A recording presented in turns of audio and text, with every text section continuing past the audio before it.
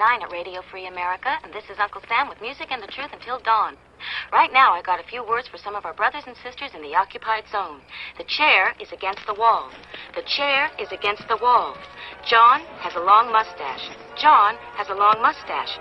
It's 12 o'clock, Americans, another day closer to victory. And for all of you out there on or behind the lines, this is your song.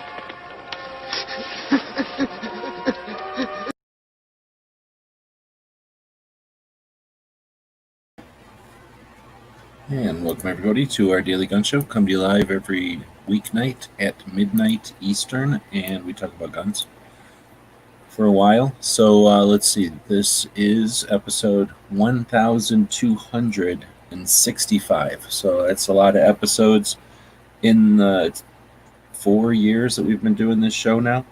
We've changed up the format every so often because we're not robots and we aren't weird, so we just evolve. And now it is a bit of a freeform show, and we're about to drop a link out there and let people be part of the show. This is the only show that is documented to give a crap about the audience. We challenge you. We're not here to pander or to exploit you.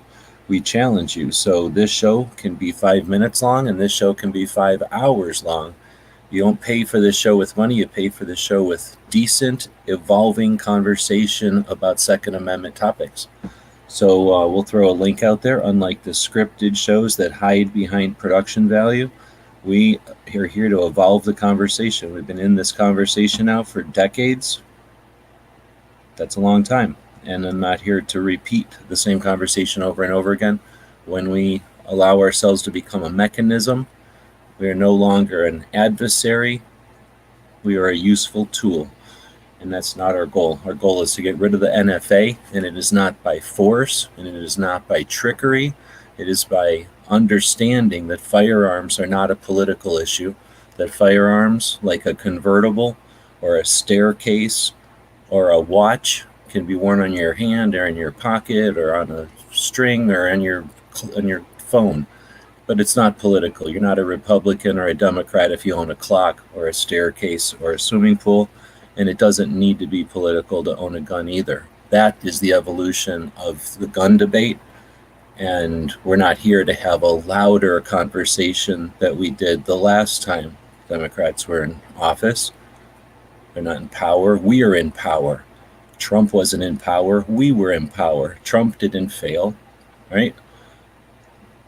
So we can evolve, or we can do what we're doing before. So I'm going to throw the link out there. Don't even show up if you want to talk about whatever happened on somebody else's show or what happened in the news. But if we want to evolve, then jump in. That's what it's all about. So to begin the show, we're going to get started with the comments, which we usually do. Oh, I need to have this thing stop doing this. Every time I log into this thing now, it makes me do an extra screen, and it's super frustrating and distracting. So in the description of the video, we've got some stuff that you can take a look at before the show and then maybe after the show, because it's worthy of your time. The first is the Second Amendment Foundation had their weekly show. It was a little different today because they only had 2 guests, but it was an amazing show in the respects that they talked to an EMT, or I guess a paramedic, and they talked about the idea of arming paramedics. And I hadn't thought about that, but that sounds like something else that is an issue that has doesn't have a pro-gun owners' rights advocacy group for. The closest thing we have is DRGO, Doctors for Responsible Gun Ownerships. Doctors couldn't be any far removed from paramedics than, a Glock armor would be from somebody who fixes aircrafts, right? They're only similar and very, hardly at all similar. So it'd be awesome to have a contingency of Second Amendment advocates that ride in ambulances or work in ERs and work with all the folks that would, that element. That means everybody who's sick or in need, right? That's a lot of people. It's crosses every line, every culture line. All right, so next up, we got the how to FOIA the ATF for info. That was Crump doing a how-to video today, how to send a Freedom of Information request to the ATF with two different methods. Pretty interesting. He showed you how to do it two different ways in like 12 minutes. So, if you're interested in getting information, he also showed you how to do a Freedom of Information Act request on yourself. And he offered some insight as to what the results of that might imply.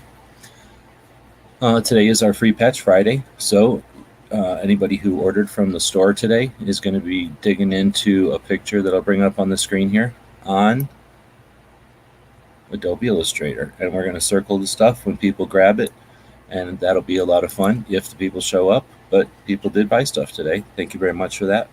If you want to buy something, you still have time, and there's extras and fanciness because it's Extra-ganza today. That's why that Extra-ganza means I need extra money. So there's extra fanciness. Then we have, even though it's spelled weirdly, this is video telling us about some stuff that I sent out to Patreons. Thanks to Barbecue for posting a video, consistently posting videos on the Fridays, but for posting that one about the Patreon loot too. I do appreciate it. So with that, we got Kingpin jumping in. I was just watching another video, off subject, from a guy. I'm pretty sure he was born in like North Korea, maybe not North Korea, South Korea, or I don't know, maybe China or Hong Kong, maybe Hong Kong. Not really sure because he doesn't really say. But definitely interesting dude, and that guy brought up some interesting stuff. But actually, with Kingpin in here, we might be able to talk about it. I wasn't sure I could bring it up with, but I certainly couldn't bring it up with a daytime gun chat. But anyway, Kingpin's jumping in. Good evening. Hey G, how you doing tonight, sir? Fair to middle. Like I say, I was working on some stuff and then just been watching this. It was a guy who I normally watch his videos because I appreciate his insight, and he was doing a live chat tonight. And you know how things are. They're going to circle around because it's live. You don't get to plan unless you're scripted, like one of the fake shows. But when it's live, you don't get to choose what the people out here, you people. I guess it's just you three. But and there's four people tonight. But you don't always get to know what they're going to say, what they're going to say. So it was just interesting because it kind of all went back to the news of the day, basically, and how the guy was basically just trying to say thanks for what do you call it, like a waypoint. He'd gotten a number of subs or something on one of the platforms, so he was doing just sort of hey, this is an opportunity to do a live chat, and then it all turned into the news of the day and stuff. So we get it from the gun side, but getting it or seeing it happen from other topics or whatever, it's just interesting to see how people obsess or led or whatever you want to say about it. Yeah, I'd rather watch the actual live over a scripted any day. I just rather hear people just talk about things that they're thinking about and things that they understand, as opposed to having 3 days to write down what you're gonna say. Yeah, and then you got to fill 10 minutes, so you're just going to say it 4 or 5 times, or you're going to beat around the bush for an hour. Like, just say it, get over with, and let's keep going. Plus, you can get so many other things going, right? Yeah. Plus, when you got a heavy script or at least some form of talking points, I guess, if you will, you can be manipulated a lot because the guy over here wants you to say this, the guy over there wants you to say this, and then when a question comes up, a pertinent question comes up that's not on the list, how are you going to respond to something like that? Well, if you don't have your script, I don't know. I think people should be able to explain themselves. I understand people have different levels of communication and all that other kind of stuff, but I was having a conversation with somebody the other day, and the person that we were listening to was stuttering and stammering, and not because that's the way they spoke, it's because they were searching for what to say. And I would say, if you really believe in what you're saying, that you shouldn't have to sit there and stutter and stammer and try to think of what this. It should just come natural to you. Yeah, I hear what you're saying. And not everybody has to have every skill or nothing. But yeah, people that sit around figuring out what to say perfectly or some, I don't know what the hell people, I don't do that. So I don't know what that goes through their head or how they figure it out. Maybe it's just some people have to do it that way. And I don't want to shame anybody for what the way that they do it or what. But I agree with you. If you want to have a conversation with somebody that does these live chats at least is used to, I don't know what it is, thinking on your feet or talking or whatever. And it's just a skill you get by doing it, right? None of us were good at it when we started it. We just kept doing it with no pressure until you just get used to saying stuff. So I hear what you're saying. When somebody's got to like come up with the words, it's like, come on, why haven't you said this? I mean, haven't you said this 100 times already, or at least 100 times already? Why are you having to come up with the words for shall not be infringed or whatever it happens to be?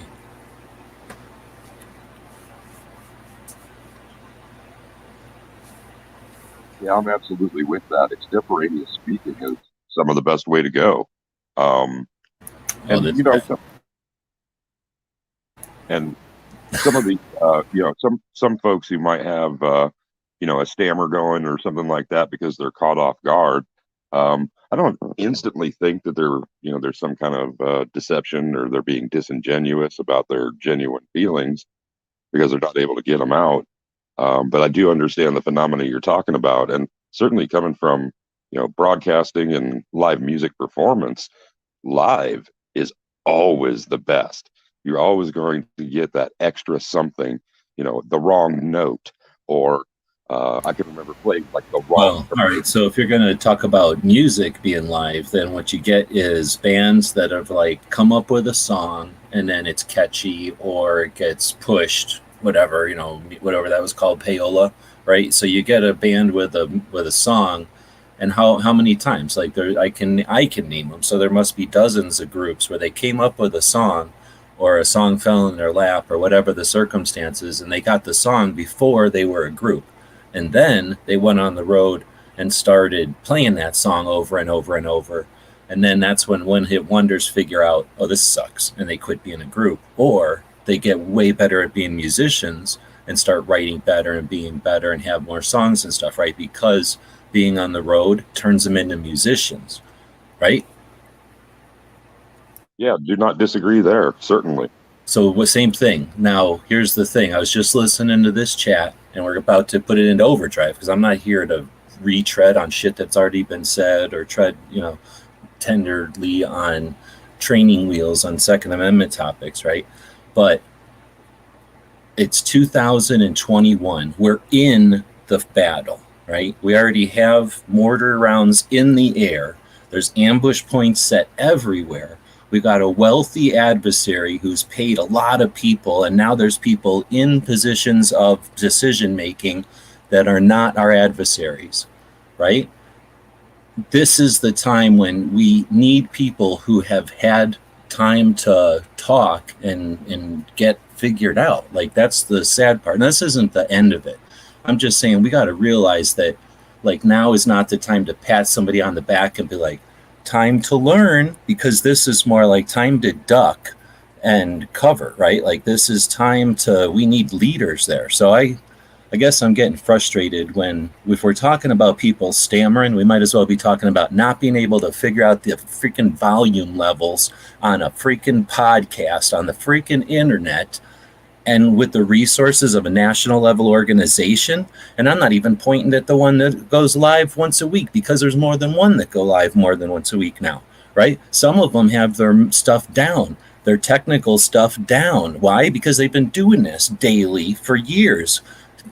Looking at Craig from Coffee with Craig, right? His production values tits because he's been doing it, right? He did it when it wasn't cool or fun or whatever. Everybody else is getting into it now. I don't know if they're following Coffee with Craig or if they're just doing it because the world is going to live conversations instead of stupid presentation shit that's a week out of date, right? But we got mortars in the air, and we got people that are stuttering and not being able to not being able to keep up, not being able to keep up with social media comments. What the fuck does that mean? Like, come on, they're text comments, and it's part of the conversation when you're in a live conversation.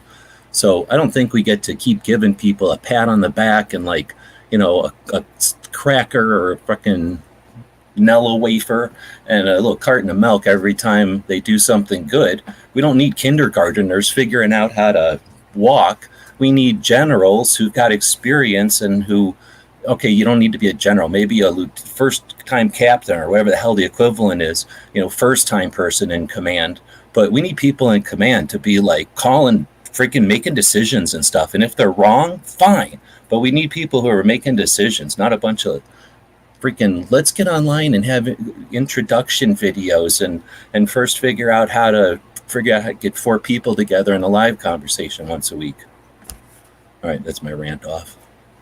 Sorry, I was watching a guy who, like I said, was not holding any punches, and I'm sure he grew up in a country where he understands censorship and shit. And I'm not saying we're doom and gloom. I'm just saying we're literally at a point where it's fairly obvious. If they wanted to, they could flip a couple of switches and shut us all off. I'm not saying they're doing that, but in that world, really, is it the time to first, to start crawling? Like, we need people to start running. All right, now I'll start shutting up. But you guys have to say something when I shut up. Otherwise, I keep saying it. And see, that right there made my point exactly. You didn't stutter, you didn't stammer, you didn't search for words. You spoke like you normally would speak to anybody, like you'd order a soda at the local restaurant or whatever. That's genuine.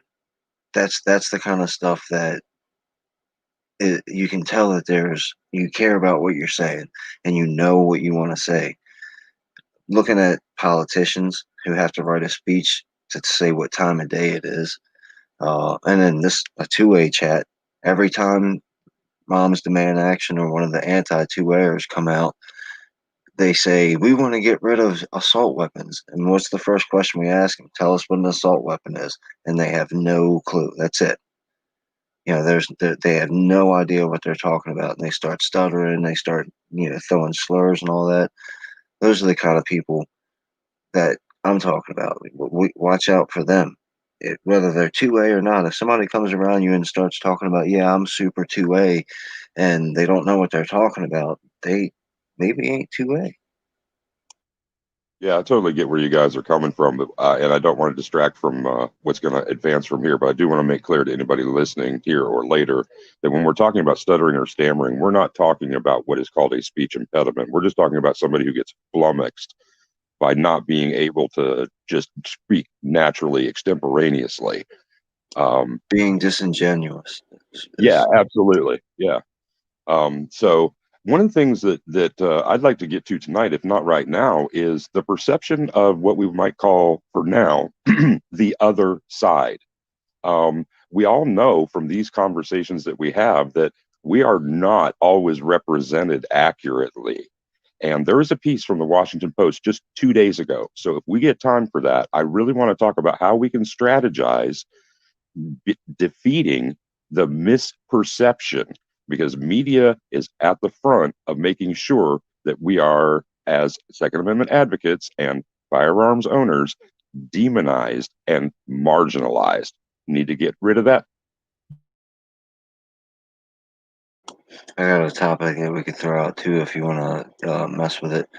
Having a conversation with my friend the other day about background checks, and he's not a conservative at all, but he likes guns and stuff like that. He's been a good friend of mine for 20 years. The question is, how, if you get rid of background checks because they don't work, he recognizes they don't work, I recognize they don't work, how do you convince John and Jane Q. Public that bad people aren't just going to be able to walk in the stores and buy guns? You know what, man? I don't know if this is an apt parallel or not, but I had that conversation a couple of months ago. And what I suggested to that person was, say you have a couple of tickets on your driving record. Say you are SR22 filing for your insurance because you were a drunk driver a couple or more times. Do you think that you should have to go through that background check at every step? And the answer came back, hell no. So I suggested, well, if you have some things in your past that can be discovered to marginalize you and charge you extra monies, how is it that you don't see the equation to a background check for a firearm? it's an additional expense, and there's also the tie to unreasonable cost, or having to exercise, extra steps to get to something. So having these pitfalls and whatnot along the path to anything where Americans feel entitled, I think that might be one of the ways that we kind of put chinks in that, find the chinks in in that armor. What do you think, Penn? Well, I see Guns and Barbecue's name finally. That's funny. My question would be: does correlation actually work as a defense? Because I don't know.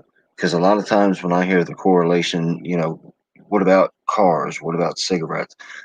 I get turned off to that because I don't think that it's gonna. I think John Q. Public is gonna be like, yeah, but that's a car. This is a gun. We're talking about. You still didn't answer. How do you keep bad people from getting guns if you're not gonna check anybody that comes in to buy a gun? That. How do we convince those? Like, where do we go in that argument to say we want to get rid of background checks because they don't work, but how do you stop the bad guy from getting guns? And then obviously you always hear the question or the response, well, what if a good guy buys a gun and then 10 years later becomes a bad guy? So Mm-hmm. it's just something. I don't know that there's an answer or a right or wrong answer or whatever. It's just something that I was talking about the other day. Yeah, and thank you for making that point of how, analogies just do not work for you, and you see them as being weak. I guess I was trying to suggest that maybe as one of the stepping stones, an early stage, just to crack open their closed mind a little bit and get them thinking about how it is that they feel infringed upon.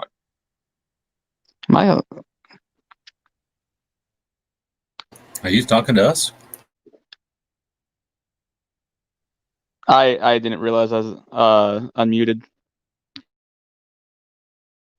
Well, you're muted now, but yeah. Whoops. Well, is there something, maybe I'm not keeping track of the text comments? Can maybe someone who's not just speaking throw us a couple of ideas there, because I think that we're into we maybe just come onto a new playing field, and refining out some of of our ideas would be good. Kingpin's just given me a fresh perspective on how, dude, an analogy ain't gonna work. What do we think is going to work? Well, one of the first things is, I think you have to evaluate the person that you're speaking with. Yeah. There's no answer. There was an answer. We would have come up with the answer 3 years ago. Well, I was going to say, but you got to know, is this somebody that's going to be open-minded and wants to hear what you have to say and going to listen? Or is it just whatever you say, they're going to say, well, no, I'm not listening to that fact that you gave me. I'm not listening to any correlation. I'm not listening to statistics or anything else. I think that background checks are the way to go. And because at that point, you're never going to change that person's mind. And I'll talk to that person until I'm blue in the face, but I know in the end, it's not going to work. So if that's the type of person that you're kind of worried about, I wouldn't worry about them too much. But if it is somebody who is open-minded and wants to have a legitimate conversation, then I start bringing up facts like, how many people slip through background checks that shouldn't have. That's not an argument. So first off, if you're going to say something, you don't say, oh, we shouldn't do it because there's already evil, or we shouldn't do it because it's just as bad without it. I mean, if you're got somebody you're talking to who's scared and wants laws to prevent being scared, you don't say, well, you can be more scared because of this. So this, that's well, but what I'm saying is, I'll say, this person that went and committed this atrocity, that they would have passed a background check, or they would. Nothing would have. The ambush is to talk about atrocity. Don't bring it up. Come on, So I hear you. You're just going to be bringing up an answer, though. And I'm just cutting you off because I'm rude and whatever. I'm sick of this because Kingpin's asking a question that can't be answered, which he knew. You know that. So yeah, it's going to be some version of you got to figure out the situation, the setting of why they're asking and who's asking it, and then apply a whole variety of answers. But I'm not. We're going to spend all night going through potential answers. Are we talking about like are you responding in a post on social, or are you talking to somebody in person? It's all different. I think that would be a good conversation for a show, and I'd love to see shows talk about that instead of like the next 5 guns I'm going to buy or whatever the hell, the next 5 places I'm going to mope about ammo not being available. But it is available. People have bought stuff over at the Gear Website store, so I don't know who all is out there, but Gizzard Gary gets first pick because he's the first one who's been waiting in line since last week. Didn't make sure of that. Yeah, he's the first one that's been waiting in line since last week because I didn't send nothing out last week. I hope everybody's okay with that. I think everybody said cool.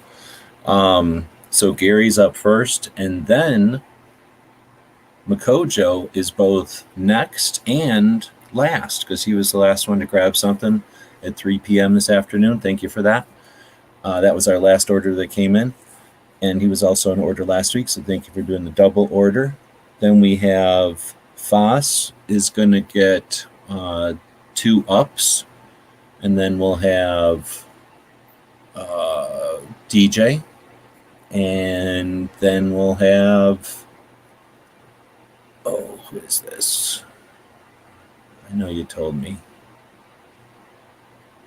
I have to click a screen to get to the email. I think you told me on... Oh, maybe not. Somebody told me on Instagram or on YouTube that they grabbed something today, and that must be you, because I think I remember everybody else. Then it might look like Barbecue just takes home everything else at this point. So you still got people, if you want to jump in on Free Patch Friday. I am trying to raise funds to get over to California. Somebody over there has something I can help with and at the same time learn some stuff from. So got ball joints in hand from the last project where we tried to raise funds to get to Texas and those museums. We raised enough funds to get the brake pads, which I had to return, and now the ball joints here. We got the van licensed, we got the dog licensed, we got the AAA, and not enough money to do gas all the way to Tulsa and then on to Arkansas and then back through Texas. That would have been a lot of gas, but we're now trying to grab some gas to get over to LA, like say, so that we can help out somebody do some stuff with some equipment. That would then give us some insight into our potential future of being able to do custom stuff. So it's using capitalism to create more capitalism, to create even more capitalism. And what we try to do is stuff for 2A. And nobody else would cut off Barbecue in the middle of a rant about 2A because we are that 2A. So I don't know if Gizzard is out there. He was tired. He had a show earlier. He might have gone to bed. It is kind of late. But if he's out there, he's getting a pick. He did ask me about it, so he might have stayed up. And then Makojo. Better start getting ready. I see there's a thing, pick your own free patch. First off, your first pick, you can just have it, I'm guessing, because I think I have enough of those for you to have as many of those as you want. 2, the robot. Oh, that robot, I think. So I think he might be, asking for this little guy. Can you, oh, I'm not screen sharing it. Wheeled is asking for a drop the patch link. Do you mean to the Gear Website store? I probably should have done that because I'm not good at this. This? Do you mean? Did Mello ask if she wanted to be licensed? Oh, I do everything. I abide all the laws. And she wears a mask, even though it's not a law yet. I feel like it should be a law. So she wears a mask. She's super sick, but I think it's because she's not wearing a mask enough. So now she wears a mask when she sleeps. And she wears a mask over her ears because I'm afraid she's going to hear a virus. Am I allowed to say that? I hope that doesn't get us kicked off the internet. She is feeling better, though. Thanks for everybody who was paying attention to her having the poops. That scared me a little bit, but she's back to normal, I think. All right, and we dropped a link. All right, so universal background checks. I think there's. I'm going to feel more comfortable answering universal background checks in the future because have you listened to Walt Kingpin? I don't know if you've been up late to listen to Walt or if you watch Walt stuff. I'm slightly familiar with him. Walt is the shit. So it isn't about like compliance or compromise or like some weird shit that they came up with back in the old days that we keep thinking. Like, we got to get past that.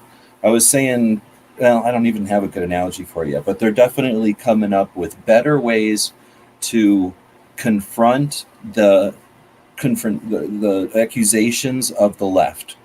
And you do that in the terminology of the left, not by putting on the sheep's clothing, just by talking to them in a way that they understand, right? You wouldn't talk to a child like you would talk to a college professor.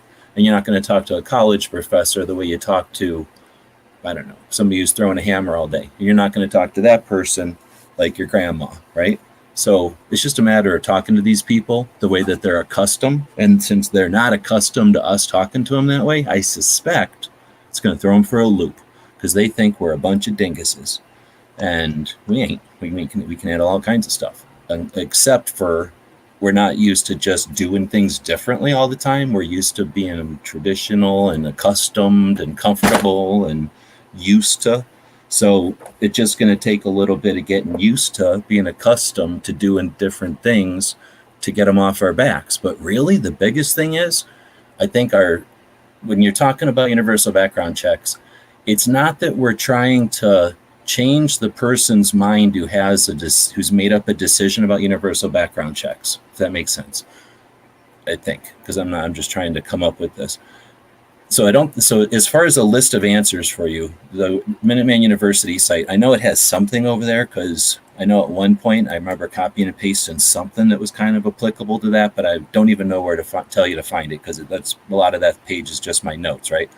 But the specific answers to it, or if you really get in a debate with somebody, or like for some reason really have to go issue to issue with somebody, or point on point on just one issue. But I think the bigger thing is the way to avoid the ambush altogether is to get them in more of a conversation about why they would even suggest such a thing, because they're not looking for that. They're looking for us to come up with a counterpoint or a get mad or whatever it is they're expecting. They're not anticipating us to challenge them on the core value of their position being liberal or not.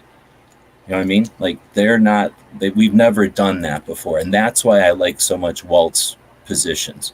Not that every single position he has is golden, but he's flanking them. I came up with that yesterday, I think. He's flanking them. Everything we do is throwing different stuff from the same direction. M60s, belt-fed shit, mortars. Thank you very much. I'm guessing that was wheeled.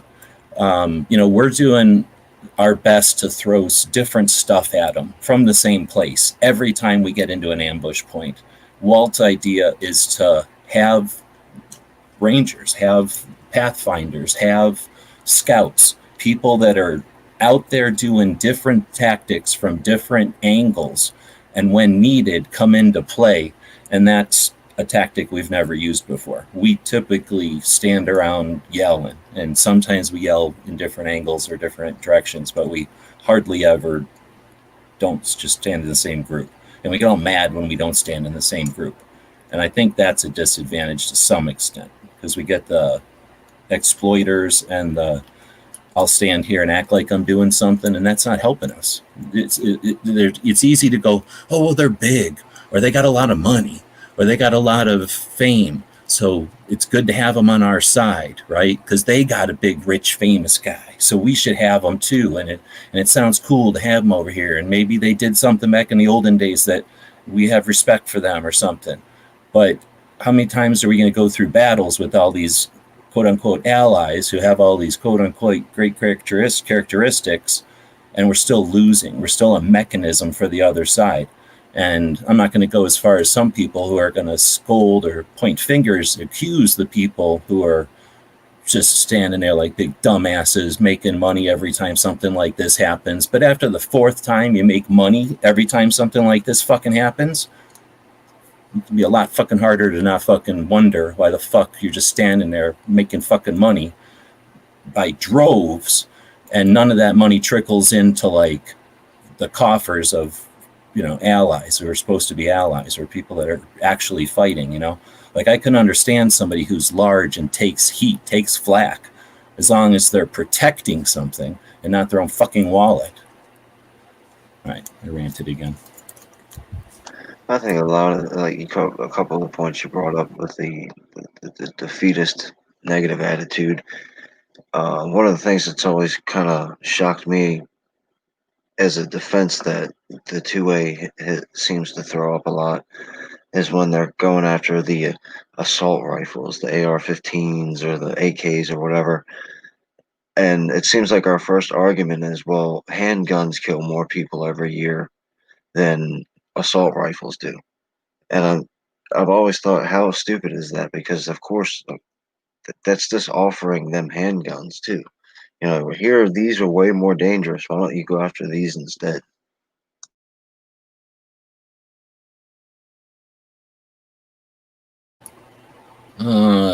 As long as there's strategy to it, I guess I could get it. But yeah, when there's not, then it gets difficult. And it doesn't have to be strategy. I think there can be mechanisms, there can be systems, but right. But the problem with the strategy is we're throwing it at people that hate our guts and hate everything we stand for. So they're not going to see the strategy in it. They're going to hear you say there's a more dangerous gun. I want that too. You know, it's not like, oh no, I'm only saying it's a strategy. If you then say make them put all their eggs in their baskets on handguns, for example, and then you find out that most handgun incidents are suicides, which again, kudos to Walt, or credit to Walt. All the suicide talk out there is doing awesome, excellent strides. I mean, Walk Talk America doing good stuff. If I was better, I would remember the lady who wrote a book at the Dallas Gun Rights Policy Conference 2017, because she was awesome, and I believe she brought it to the point where Second Amendment Foundation and maybe even Mike thought about it, or it was on the scene because of her bringing it to everybody's attention at Gun Rights Policy. But anyway, when you start talking suicide, that is there's a lot of stuff there. That's, like I say, that's where Walt has great points on bringing suicide to the true liberal, like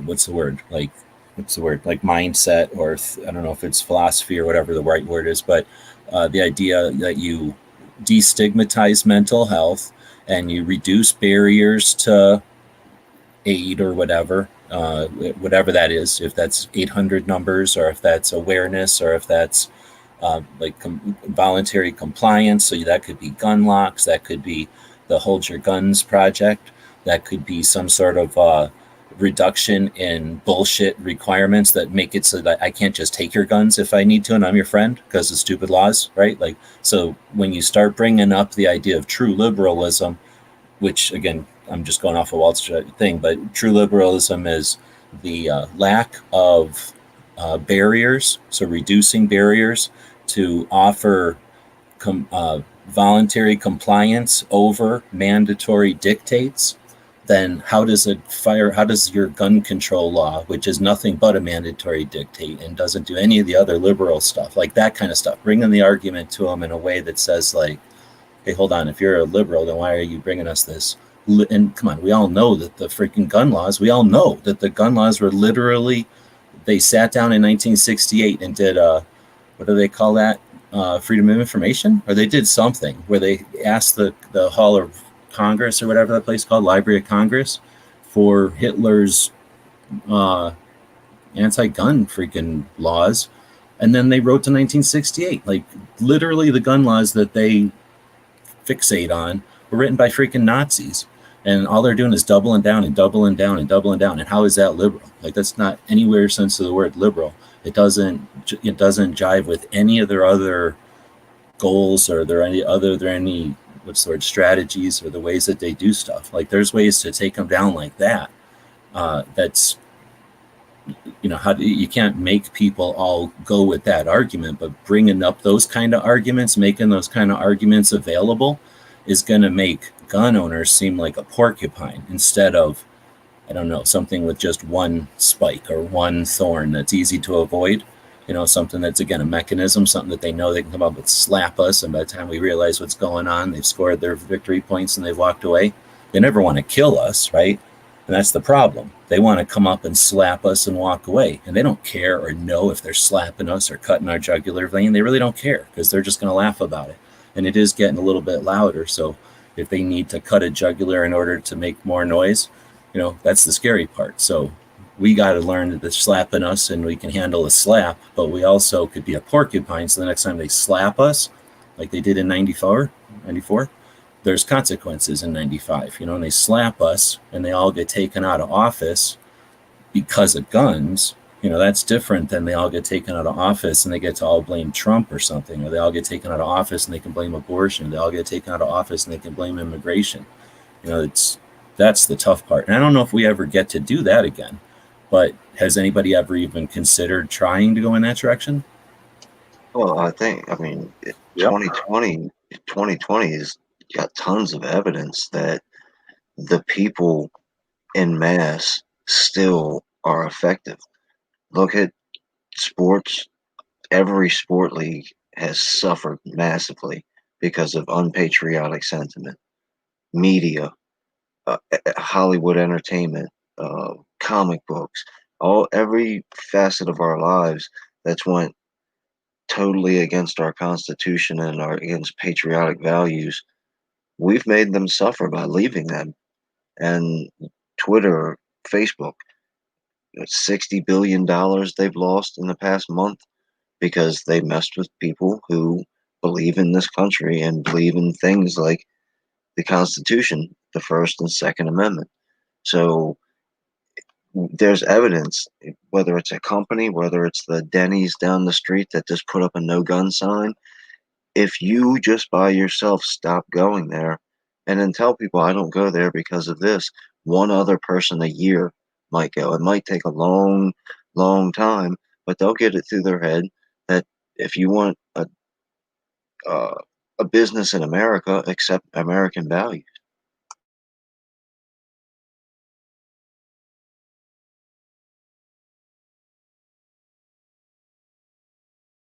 I had some serious difficulty with that, and a post by a pro-gun veteran just the other day.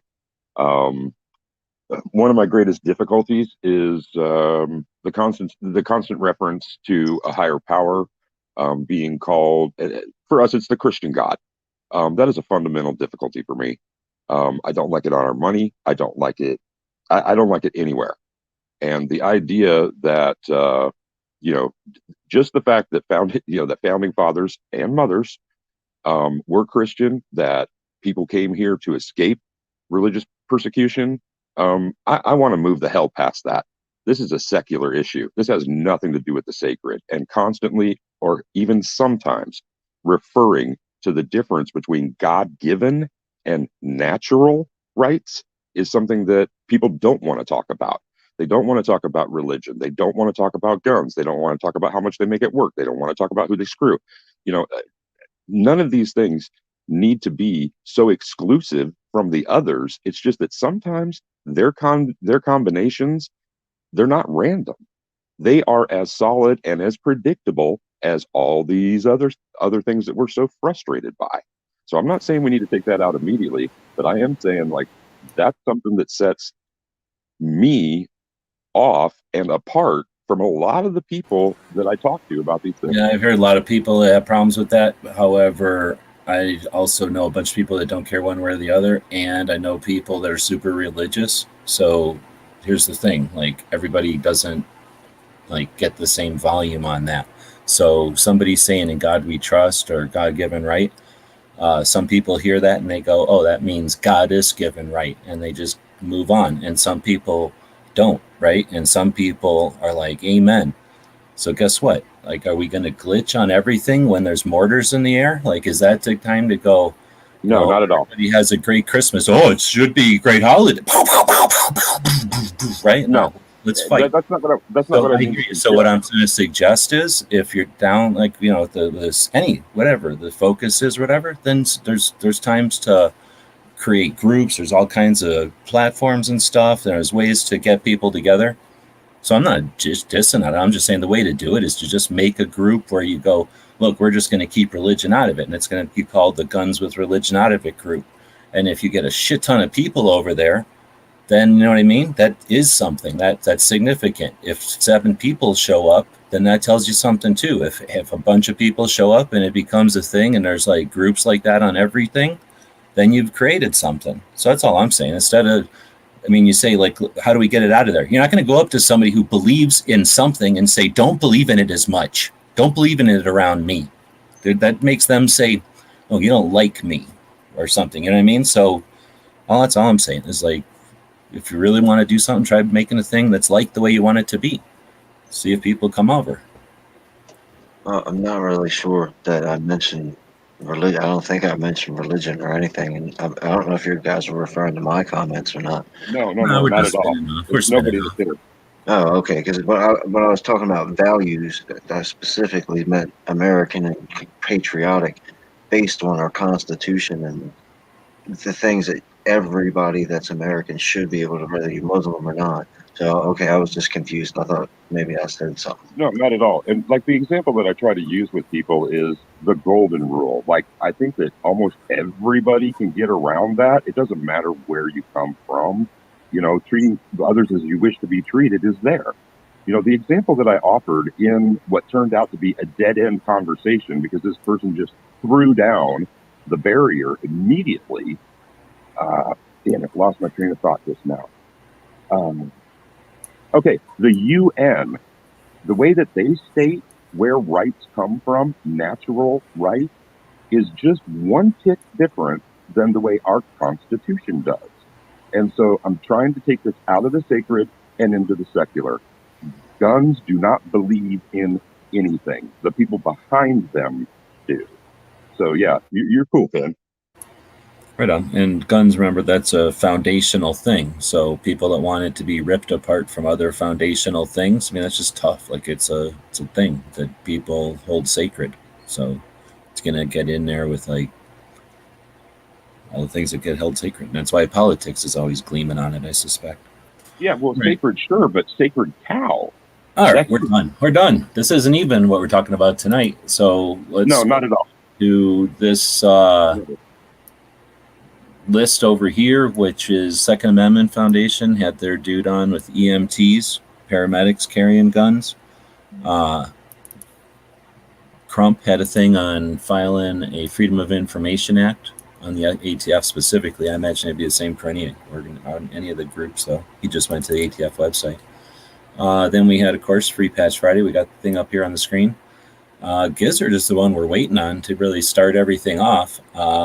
He had messaged me someplace earlier, and I don't remember where, so I don't think he picked a patch or nothing.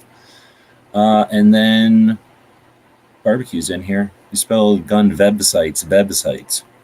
I don't actually own that domain, so hopefully a bunch of people didn't watch that video and go to Gunwevsites, but I appreciate the video today anyway. I was trying to make it sound Russian. Uh-huh. Like if, what's her face from that one, Rocky and Bullwinkle, was saying it. All right, well, so Clover jumped in. He's not even in the running, so he just jumped in probably to talk about something we were talking about. Oh, did you see my email? Send me another copy. I don't know what happened to that picture. I did. Thanks. I figured I would jump in and try to build my 2A cred, you know? Right on.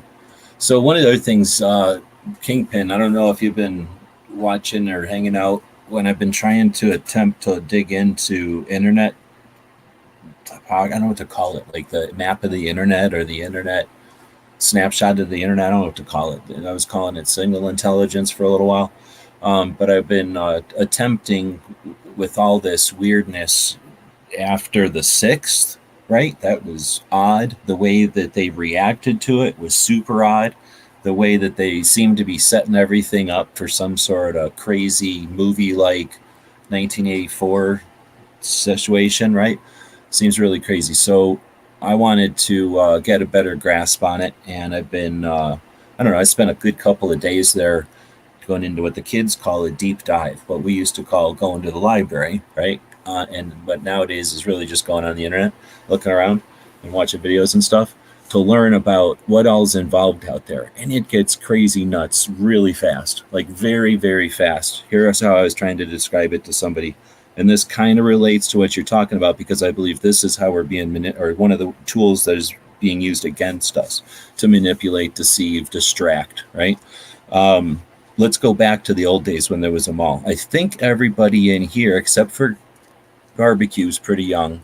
The rest of us are old enough, and some of you people out there can remember going to a real mall. So for the rest of you people, it's like watching Gremlins, I guess. What's another movie with a mall in it? Fast Times at Ridgemont High.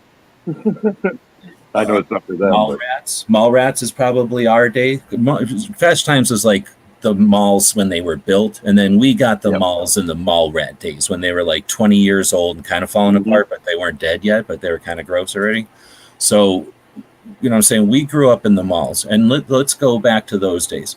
They might put up a camera somewhere. And in fact, somewhere when we were growing up, oh, thank you very much, whoever did that. We're waiting for Gizzard. If this was a tactical quiz, we could, or a battle or something, we could say the first one to call Gizzard, but I wouldn't want to make anybody call Gizzard. He might be over on his post chat still. That's why I showed up late, because I was on Gizzard's post chat. He's private quarking me? He might be. That's the worst kind of illegitimate corking that is all corking, because that doesn't even, that's like being, what's that called? Shadow corked. It's like shadow corked right now.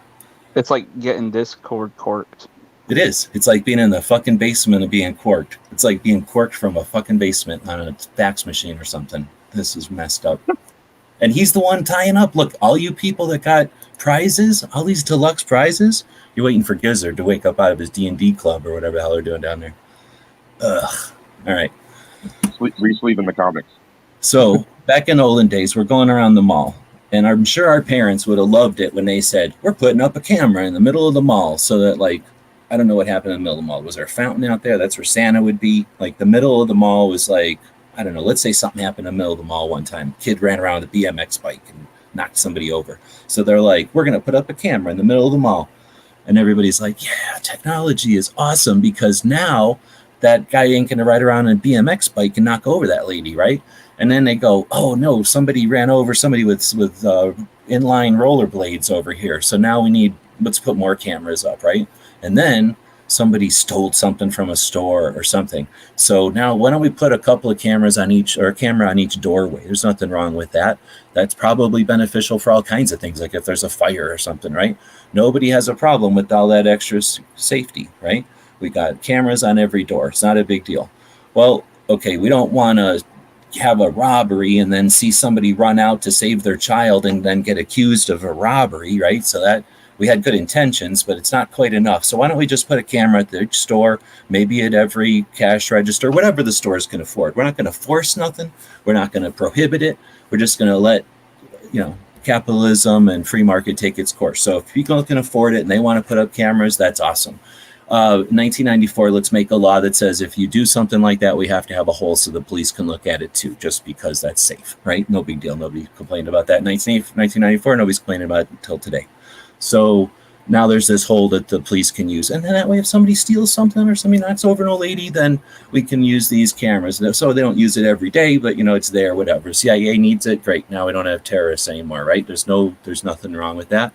So that's basically what's going on with the internet. We all sort of just got, a little bit here, a little bit there, a little bit here.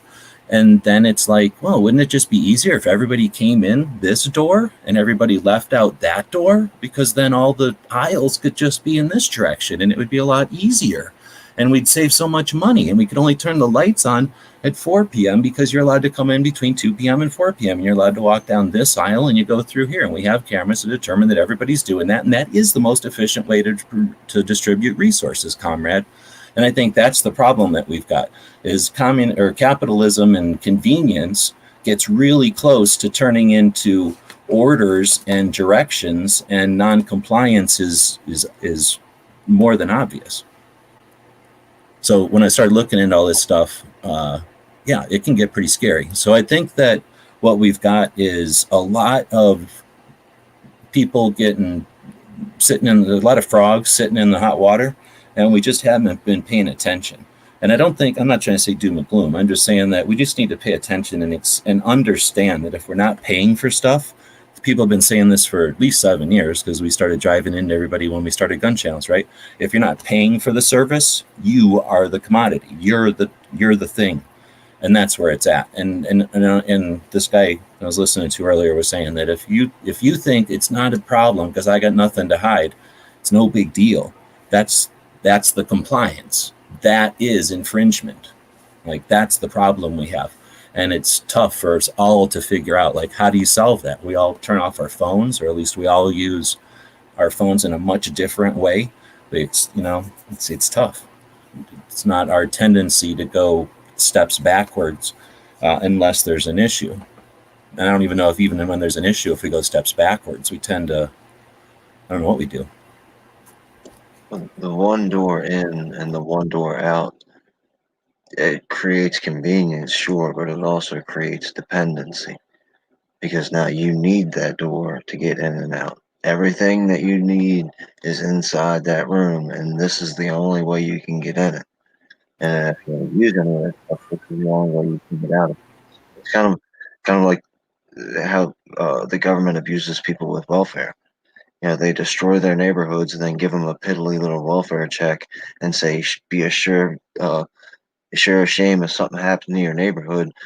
If we couldn't give you these paychecks, and they create dependency and dependency. Same thing with whatever mass media or whatever you do. Like you said, their product is you. Everything about you is they want to know everything about you, and they already know more about you than you probably know about you. All right. So anyway, so I guess that's one of the things I was going to use to answer your question, or that is that some of the problems that we have, I think, are that we are dependent on some stuff, and we just don't even know the extent of the way that it can be abused or fiddled with. And one of the ways we can both prevent being the victim and understanding is learning the tools. So I think that's a challenge we've all got in 21, is to maybe pick another tool or two to figure out, just master something new about your phone or understand something more about it. I'm going to start using analogies to, at some point you decided you were going to be interested in a revolver, or at some point you decided you were going to buy a bolt action. Everybody starts with something and then decides, all right, I'm going to buy that other kind of gun. And then let's say you do and you like it, then you get into it, right? So it's sort of like that. We just have to realize that if we're all using our phones like a bunch of dumbasses, then what happens to a bunch of dumbasses? They get used, right? So if we're a bunch of smart people using our social medias and our phones, or using our emails and our videos, and are using, whatever, if everybody just thinks about grabbing two things and mastering them better, then we all just get a little bit smarter. And then when you've mastered email and you tell your friend, oh, that's not secure, right? And now he knows a little bit more, and he tells somebody and she knows a little bit more. She tells her friend. We got lots of strategies, but I think that's one of them for now. We're just going to have to, I guess. Let me see. In case Gary did. Oh man, where did he message me? Who did I say was going to be next? Makojo. So if Makojo is still awake out there, and I apologize if Makojo already fell asleep, why don't you just go ahead and grab first picks there. Anybody in here? Barbecue? Oh.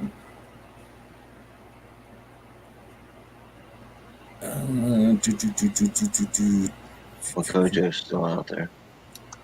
Okay, good. So he can pick. He's first, and he'll also be second to last at this point. Did he say he's out here in this one?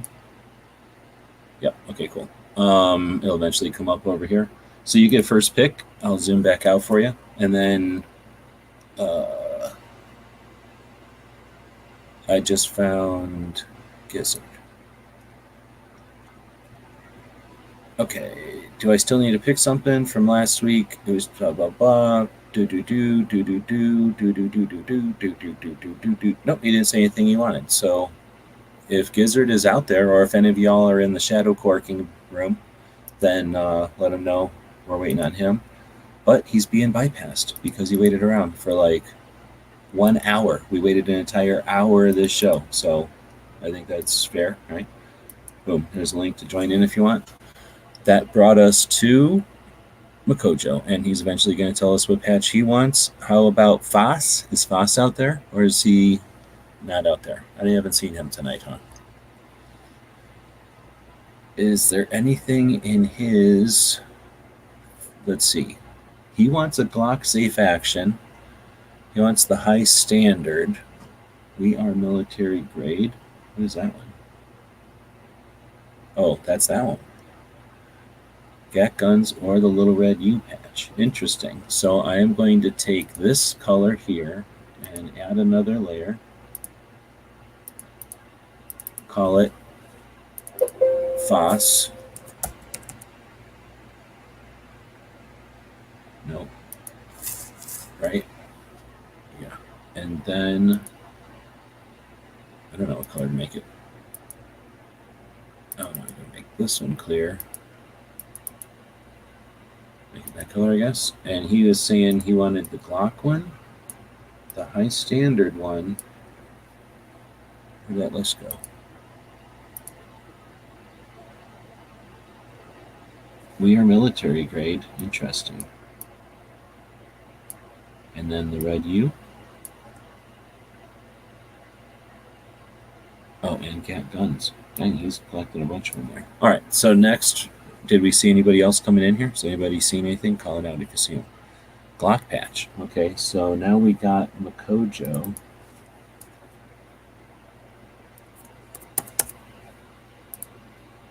You got a color you like? Let's go with black because of that cat is black.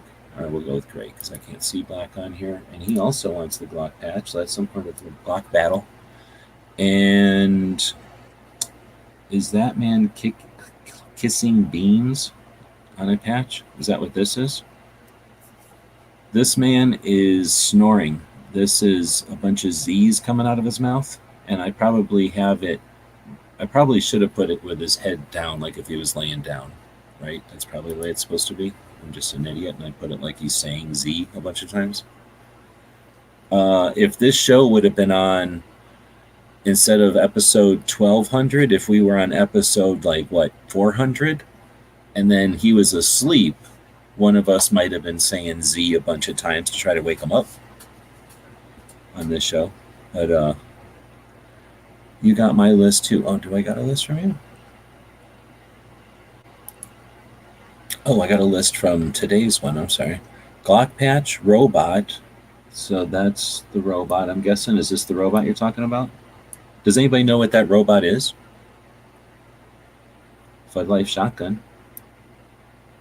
Chris, does Clover have any more of those left? There's a few, not many. He goes gun channels. So, I mean, there's more than one gun channels one on here. So I don't know which gun channels one you're talking about. And then gun channels, Wolverine, pink or blue. Oh, he's saying pink or blue. And then October pumpkin. And Pro Gun and FU. All right. All right, next up. Yes, that robot. Okay. Next up would be DJ. And this is still from last week. Top left, G, white over black. The glow-in-the-dark one. So I got to put Yeah. here. Go with DJ. You got a color you like? Yeah, that white on black. Yeah, I'm saying. All right, you're getting purple now. So this one. It's the worst thing I could have done. So let's lock that layer and go back to over here to DJ's layer and go to there. And this one. All right. And then we still got to figure out from Makojo if he's talking about the one you just picked or if he's talking about the one over here, which is way older and shittier. Okay, and then it takes us to barbecue, but well, I guess it's not a but. So barbecue, you got any? Bud Light shotgun. Oh, now you got Flood Life Shotgun, huh? So now we're gonna go to. I think what we'll do is have some kind of battle to the death over people that are doubling up. You got a color you like over there? Oh, I'm sorry. Is that one already taken? No, I'm just trying to pick them. Oh, okay. Nobody's taken anything yet. I'm just picking. I'm Orange. taking orange. Oh, yep. All right. So now, Flood Life Shotgun, and you get like 2-3 picks from that order. Oh, okay. The Wyoming one. All right. And oh shoot, what else was there?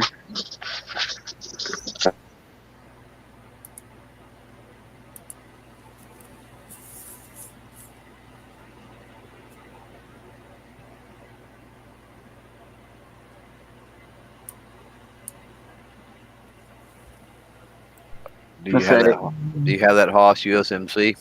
Yeah, I've got all the Haas's. I was jonesing for that glow in the dark gun channels patch. All right. Nothing's taken yet. You guys are all just fighting over him at this point. Oh shit! I'm gonna start knifing people, fighting to the death. Sorry, my master. I would recommend the old school gun channels patch. Youngins don't know. They go for what's flashy and glowing. God, how many times is it gonna freaking glow freaking purple? Fucking purple color? Fuck, get off of here already. How the fuck? I was actually looking for the old school gun channels patch, but I wasn't seeing it. Oh no, you can leave barbecue as purple. Oh, and you know what? Yeah, that would work out good for you. Fuck that. I'm trying to get this fucking orange as a matter of fucking principle at this point. And just because we'll say the cheaper than dirt patch. What? You know how many times that's been on a panel and no one's ever picked it? I got that from a dude in Texas. Okay, so there. Make a good target. Now you're done picking for a second because we've never had. George has bought stuff from before, but he hasn't been here to pick. So we got. Actually, you're the next one up, and you did put a thing in here finally. So woven, I got to put another thing over here.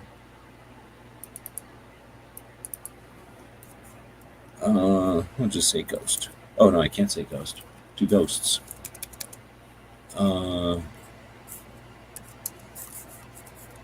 Okay, and then colors are getting me again. Now we're gonna go with I don't know, this green color. Lock that. And you said, okay, where did I put it? The problem is I have to go over here and hover, so it's super annoying. 762 spam cat, glow in the dark. Wait, hold on. I wish I could click on it and see what it says. Woven 762, that's this one.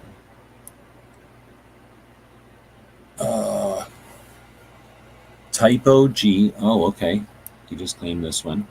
The one that Barbecue didn't want to have it around. And then, nope, which one? This one. It freaks me out when this moves when I hover over here because this has everybody's names and shit on it. I'm trying not to show this screen. Typo G, patch, glow in the dark gun websites. But he probably means this because there is no such thing as a gun websites one. And then the patch from B&T. See, that's why I got to do it because there's no way I can remember reading all these things. I'm not that good at remembering stuff. Right on. So it's one of the first times. I think you've been in here before, but that was one of the first times we got to actually be in here when we were picking and everything. Let's see. So what's all this going on? All right. So 762 there needs to be an AK bag and AK bayonet patch set if that all fits together. You could try. Let's see. So next we get Foss. Oh, okay, good. So he doesn't have to be here. And he gets 2 picks. So he went with... Oh, no, I already got Foss in here, didn't I? Look at that. Everybody's trying to give Foss 2 picks. So that's because he was first. So that's his. Then comes... Guess who what? This is barbecue again.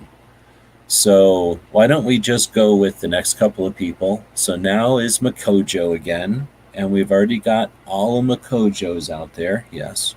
Then is the Ghost that we all know from Ghost, from being Ghost. So I don't know if Ghost is still out there anymore. But Ghost Tactical, did he pick anything ever? Don't know. He had to go to bed. He went to sleep. Yep. So we're going to give him the Haas one. Does he have a Haas one, Clover? I don't know. I don't think so. I might have given him one because he's a Marine and all, but then I don't think he ever did. So worst as happens, he gets another Marines patch. I think he'll be all right with that. And he's going to get this weird pink color. Mm-hmm. There. So that was... Oh, I better put on here Ghost, otherwise I'll forget. And I'll put a tack after it. And then... see that? And then... a couple of layers. And then... Who is this? Is this Wheeled? Wheeled's in Georgia, right? I gotta open it to another window. Yes. Did George? I know whoever ordered last, I'm guessing was Wheeled, but the cart only knows from the credit card, so it says it's the first order from somebody, and I am not good at remembering anybody's real name. I mean, I don't think I know Clover's real name. I don't even know Bob's real name. I don't know anybody's real name. So You want to type the name in the internal chat, and I know his real name. you know Wheels? Oh, good. Hold on, let me put it over here then. Is it?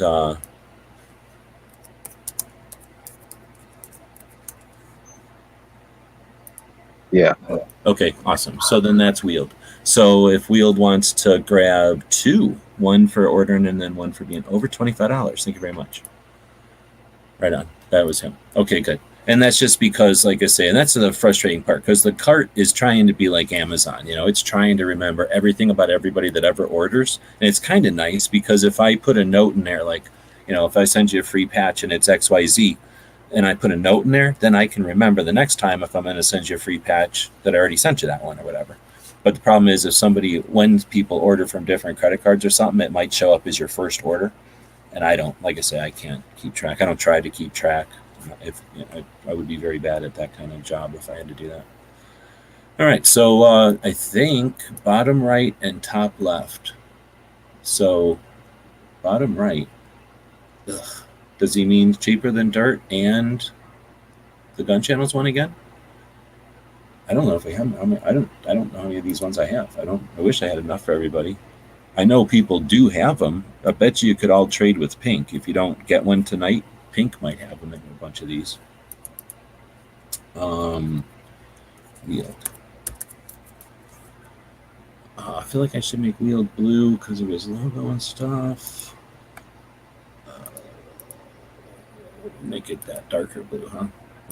And then, I think he means this one. Sorry, bottom left. Oh. Do you guys know what this one is? Because it glows in the dark. I'm pretty sure it's glowing in the dark. I don't have enough lights on in here. Top right. The Geisley one? For some reason, I thought 2 people had asked for the Wyoming, but maybe that was just barbecue. Did you ask for it twice? I put it in my message when I made my order today and just now.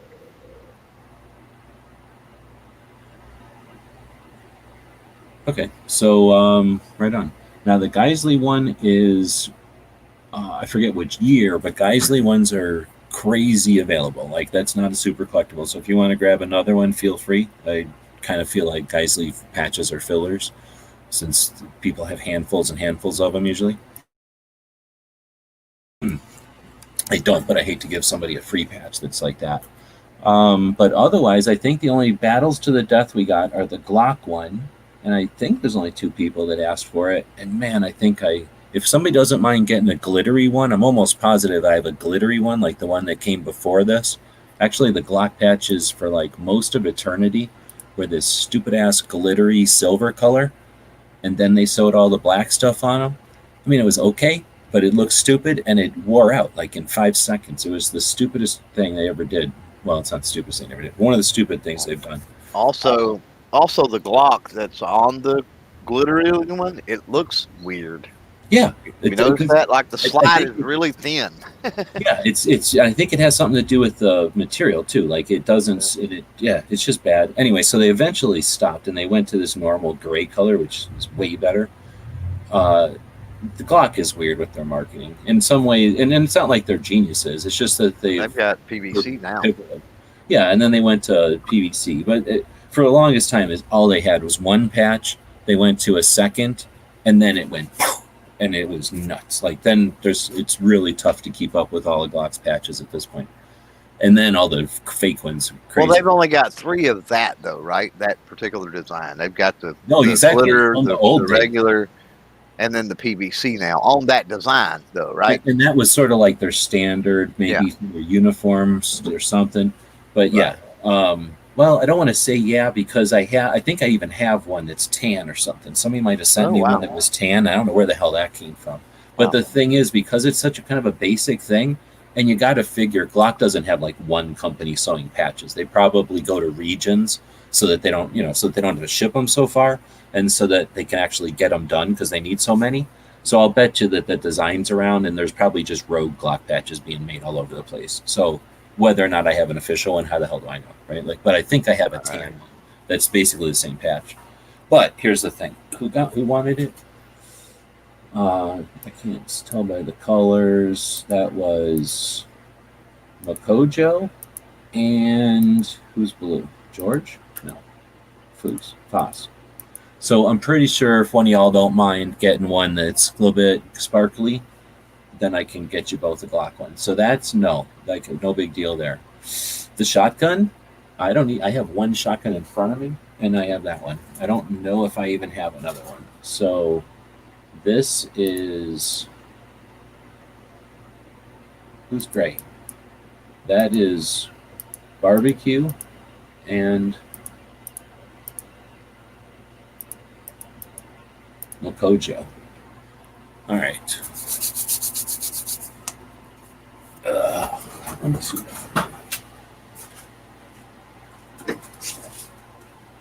Nope, I don't have another one.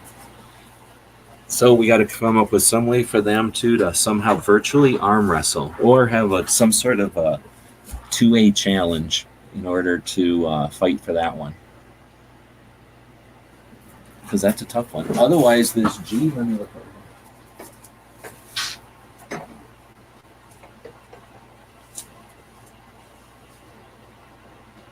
Oh shit, you know what? I had a pink G. That's it.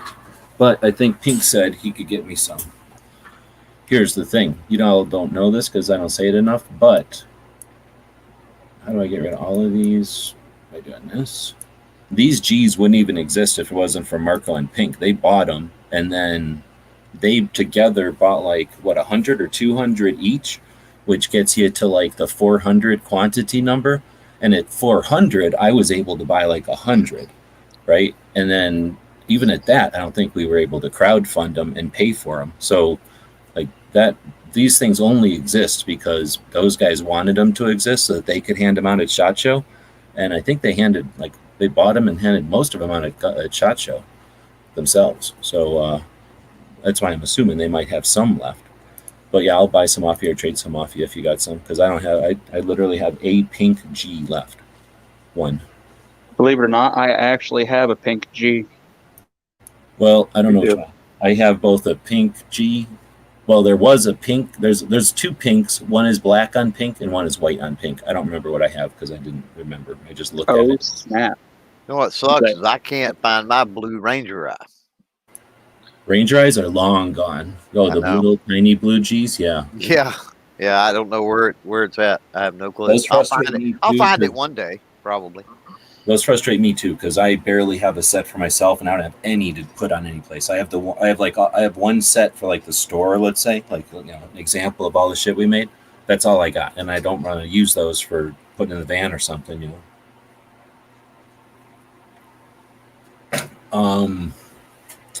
George is saying take them out of the glow in the dark. Oh no, you don't have to worry about that. We'll get them. We'll get you hooked up.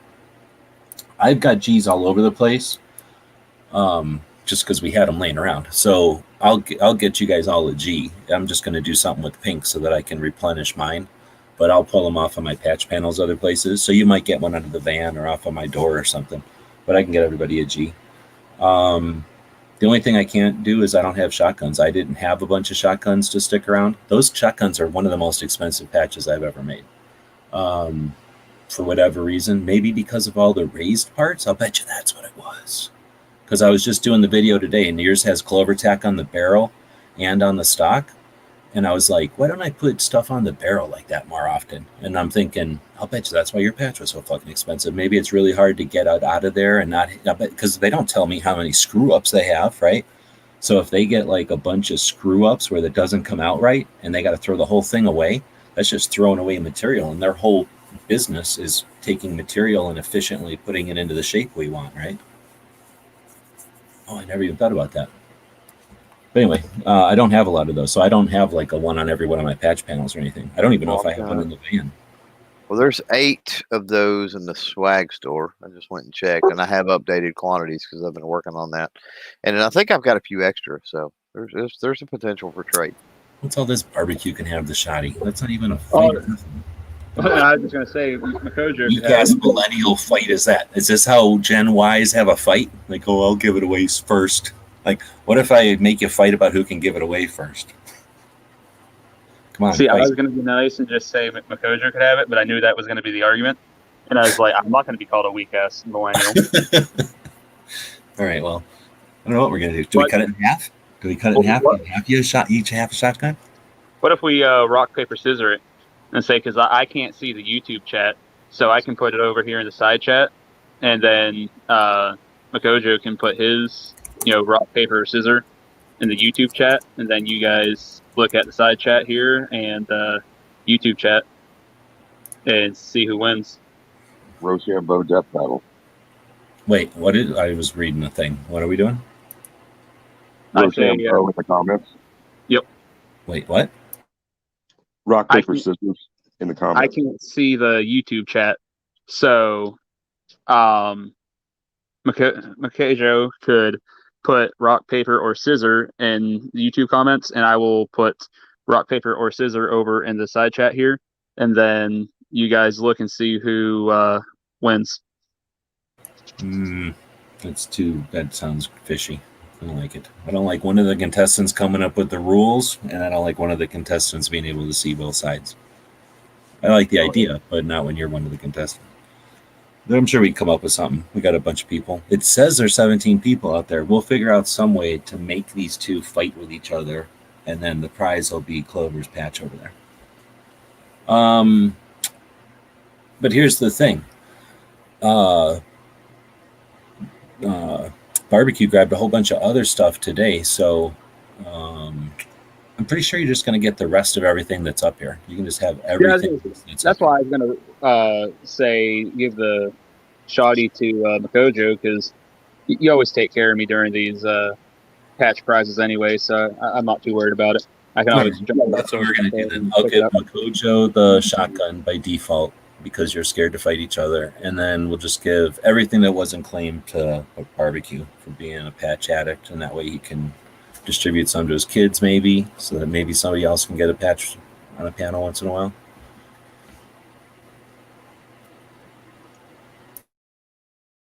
But thanks everybody for helping out with the funds. I appreciate the capitalism, and we'll quit screen sharing there.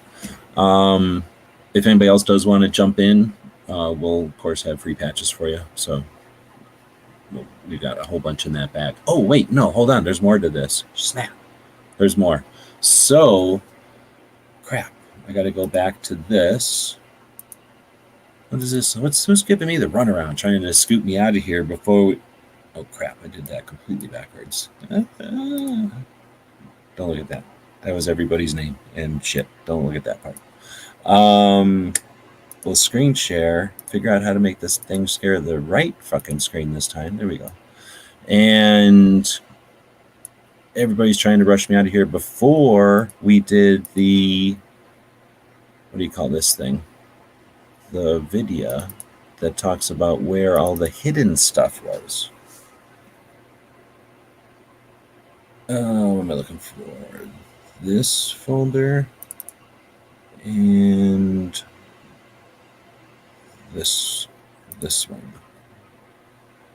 This one and boom. Will this play? Will you hear it? Ugh, what's happening? Is it playing? No audio. Oh, I'm waiting for a screen over here. Make window the media player? No, thank you. Display information? No. No.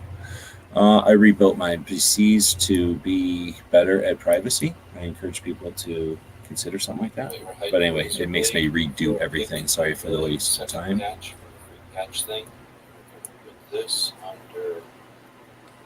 Okay, how about you pause, and then how about you move F over here already?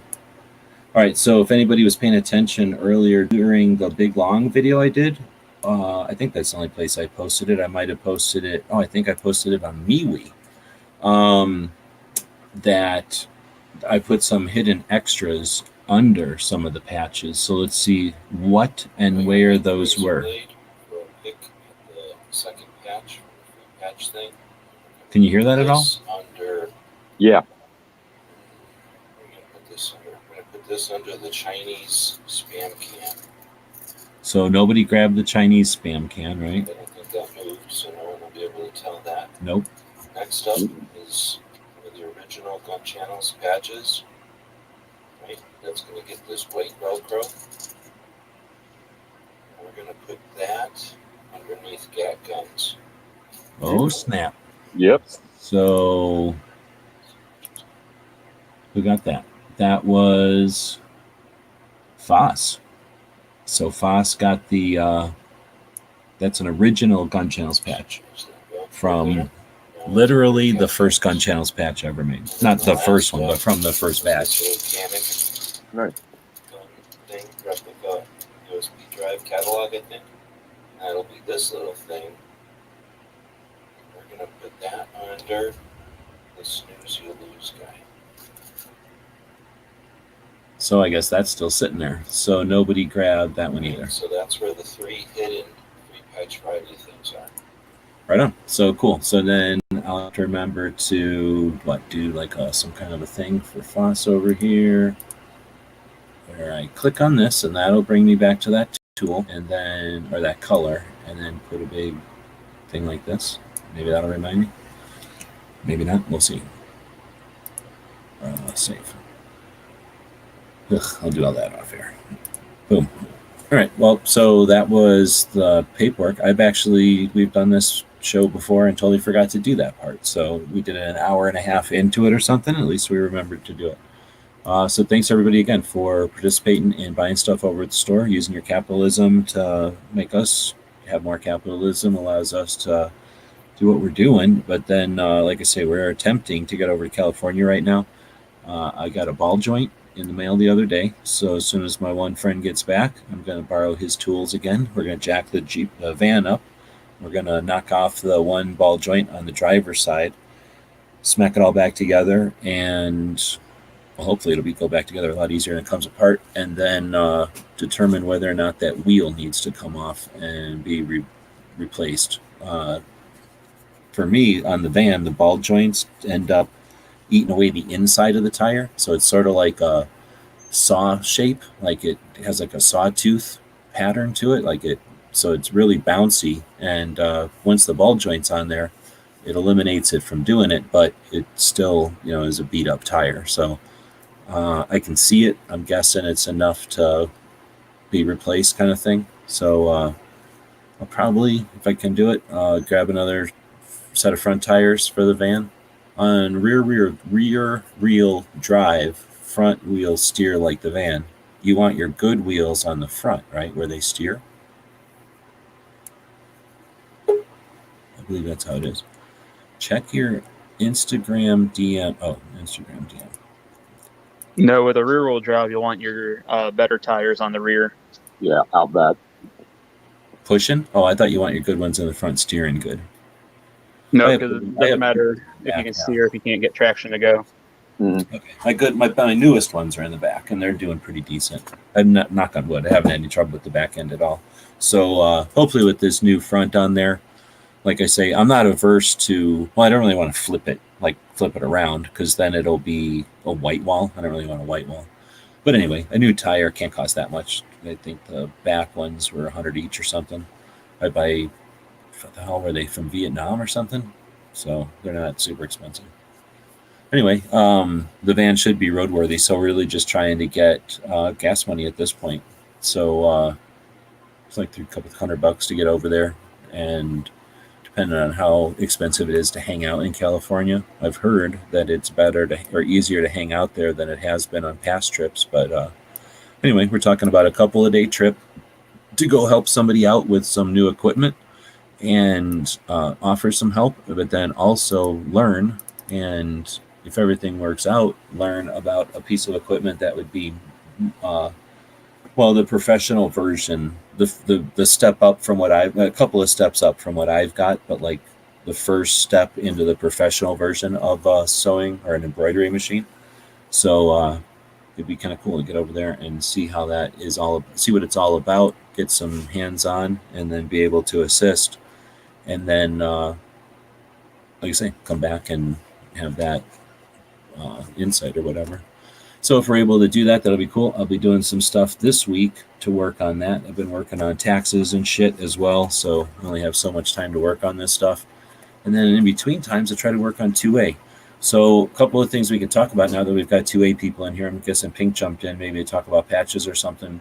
We can do that. But did anybody listen to the book thing I tried doing? I'm trying to start reading books to the internet to for audiobooks that don't exist, basically Pro 2A stuff that don't yet have audiobooks on them. Because I figure if I want to read the book, I might as well just read it aloud. And that microphone Barbecue sent me seems to work all right. So anyway, that was actually pretty freaking neat. I had not read that book before. I've had it for a while. For some reason, I thought it was from the 90s, but it's from 2001. And it's already knocking my freaking socks off a little bit. I'm guessing nobody had a chance to listen to it since it's 40 minutes long and I barely posted it like 2 hours before the show. Hey, G, if you hook up with Books for the Blind, I think that'd be a great one of the great end results of you reading that stuff. Well, that's why I'm doing it, but I'm not going to try to do anything fancy. I'm just going to do it. And if they like it, yeah. Right on. Yeah, when I've got some time, I'm going to go back and take a listen. Yeah, it's basically the introduction of a 300-something page book. So what I'm going to do is start to read it, or as I'm reading it, I'm going to start to use a highlighter, and because it's my book. It's a book that I bought off of Amazon that got kicked out of a library, I think. So I got it for like next to nothing, and it's a library book. It literally has a little thing on the front for the library card and all that. And it's got a bunch of stamps all on it from where the library kicked it around and dismissed it. And then it's in pretty decent shape otherwise. But anyway, nobody's going to care if I highlight it, right? So anyway, I think I'm going to highlight some of the stuff because there was points in there that were pretty damn good. And of course, I don't know, it's 40 minutes altogether. So I ended up reading it in 3 parts. And I just electrically glued them together and posting it. What I did is take a picture of the book laying on top of my dog and put that picture into the video software, the video making software. And then I took the audio files. I took one of the phones that Bob gave me and used the microphone that Barbecue gave me and just, turned on sound recorder and started saying stuff. So it recorded like 3 sound files. I pulled those sound files into the video editing software as the audio track to a picture of my dog with a book laying on her. and then made that picture 40 minutes long because that's how long the audio files were. And then I saved the video as if it was like a 480p. So basic, not the least large, like a really shitty video, basically, like not a very high quality video, because I figure I only need the audio from it.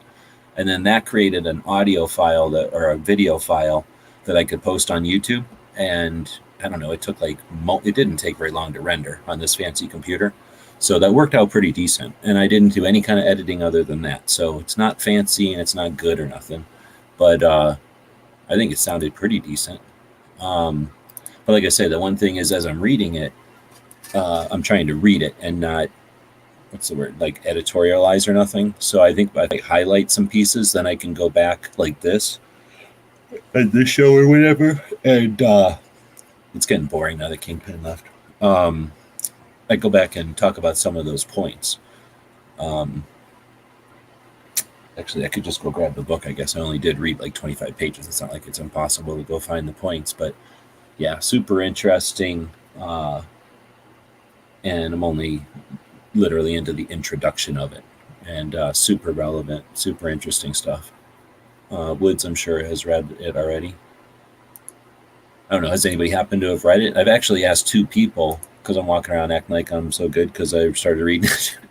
And I told 2 people in real life about it, and they're both like, oh, yeah, I read that when I came out. I'm like, okay, make me feel like a chump. So, yeah, nice 2 days, most of the people I hang out with. But yeah, I haven't read it yet. So it's pretty good. I thought it was going to be super dry and stuff, but I mean, it kind of is, but oh, man, it's so good because it's just, well, kind of what I was talking about before. Like, we're used to arguments because we're kind of lazy and we just take whatever arguments are fed to us and we say them over and over to each other, and then we try saying them to other people, and then we talk about why they don't work when we say them to other people. Woods is saying he hasn't read it yet, but Lot cites it. Well, I tell you what, you guys tell me, I'm the one yawning here. We're an hour and a half something in. Are we still interested in chatting 2A? Should I go grab it real quick and we can talk about some of the things I was thinking about? Or everybody's patched out and we call it a night? Why don't we Everybody say something at once. Everybody say something at once. There we go. I win. I was going to say, why don't we touch on the book on Monday? That way everybody has a chance to go back and listen to what you have read, or if they happen to have it, read it themselves, and we can come back great. and... I should have linked to the, you can read it off of Google. Like, Google has whatever that's called, like when you can look at it electrically. It's not a, what do they call that other thing when you put it on a reader? It's not like that. It's just like a big giant PDF of it, though. Like they've scanned it or whatever they do. But I didn't find an audio version. But anyway, so if somebody wants to really read it, they can definitely just read it for free. Yeah, otherwise, go grab that other stuff, that the non-book stuff. It'd be good to push out another, 15, 30 minutes. I was going to go grab the book. That's all I was talking about. Oh, okay.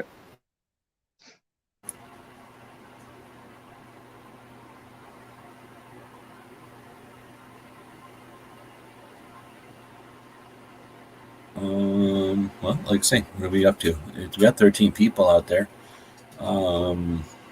If it's going to be a longer chat, then let's dig in. Anybody listen to some of the earlier topics? No, I got to the chat late, so.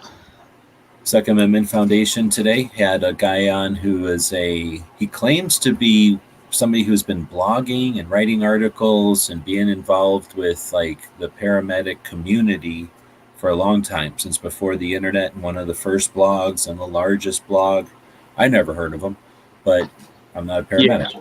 So he said he has, like, if you Googled him or something, he'd have like 100,000 hits or something like that. Yeah, I'm like, anytime somebody tells me that, it makes me think like, okay, whatever. It's like somebody, I don't know. So anyway, the guy had insight about being a paramedic, but he's not, I don't know what to say. He's not, he's one of them gun owners that you have to go a bunch of times talking about him. He certainly thinks he's a gun owner. right? A gun. Yeah, he is a gun owner technically. He certainly thinks he's a Second Amendment advocate, but he's all about concession. Is that the best way to say it? Nicely. But anyways, it was interesting, and you brought up interesting points again. Like I don't think that's an easy one at all. It's sort of like teachers in schools. It's not like, oh, just give all the teachers guns. It's easy. It's done. Or just take all the guns away from teachers. It's easy, right? Like, no, it's somewhere in between there. It's going to be like that with paramedics and ambulances and stuff. But anybody got anything to throw in on that? Has anybody ever heard of that subject broached or approached? Honestly, the way I kind of view that one is if a paramedic or teacher, anybody really for that matter, that would typically not be in a job that would permit you to have a firearm, if they want to take additional training, like when I did armed security, I couldn't just go and carry a gun. I had to go through additional training and whatnot because my vocation at that point was going to put me at a higher risk of having to use that firearm. So they said, hey, you got to, pursue this different training. So when it comes to the paramedics or teachers and things like that, I think if they are willing to go get that training, then supplemental or additional, yeah, that makes sense because you do that for wilderness EMT. You do that for aerial, I believe. You have to have special cert or qualifications to be able to jump in a helicopter and do stuff. So that makes sense. Have like armed EMT or something to that effect. And at that point, you are leaving it to the individual. It's not mandating that you have to have a certain amount of teachers or paramedics that are armed. It's not mandating that they're going to have to be armed or anything like that. It leaves it in their hands. If they want to be, they can. Paramedics and EMTs, they have a national register, so they're all about having national level requirements so everyone's at the level of excellence and nobody can be left behind or something, I guess. So yeah, that would fall in line with that as well. Like you're saying, like it's something that if you want to do it. And if you're region or what do they call them? Not department, but if you're, I guess it would be a department. Like if you're, whatever the authority is called, like your town or your subdivision or whatever it is that employs the paramedics, if they decide we're going to employ armed EMTs or armed paramedics, then they would employ them. And if they don't want them, then you don't work there. Or vice versa, right? Like, oh, I don't want to work in a place where paramedics are armed. Okay, well, this city, this county, this jurisdiction does employ those people, so don't work here. But it's easier said than done. But that does make sense. Like if somebody didn't want to get certified in, I'm trying to think of something. I don't think anything that you're allowed to not get certified in. But it's, nobody has to be certified in wilderness medical. Like that's different than regular medical, and if that's not your interest, you don't have to do it. It's just something if you want to as supplemental, you can. And just because you have it doesn't mean everybody's going to hire you for it. Like just because you know how to do rescue stuff at sea or something doesn't mean somebody in Arizona is going to hire you for that or give you more money for that or anything.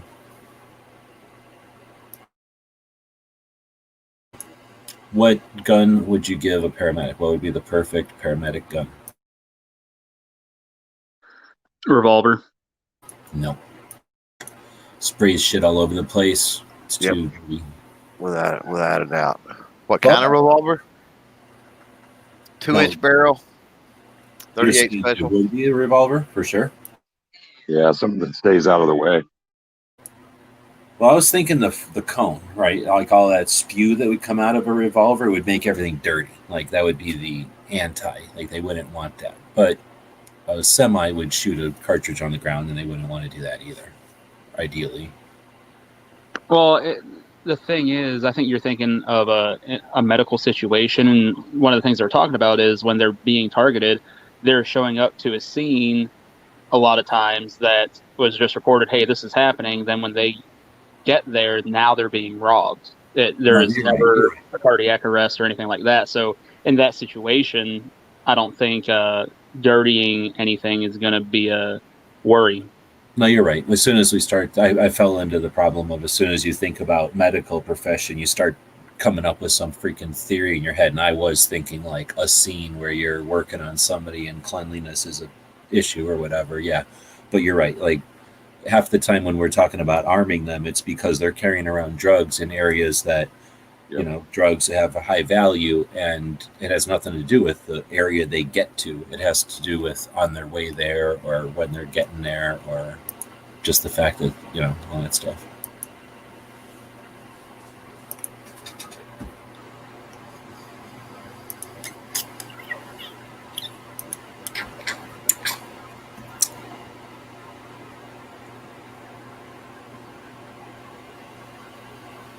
All right, well, so both of them said revolver, DJ, Pink? Yeah, just something that stays out of the way. Something about, any of the smaller carry guns. Well, I think it's a 5.7 pistol.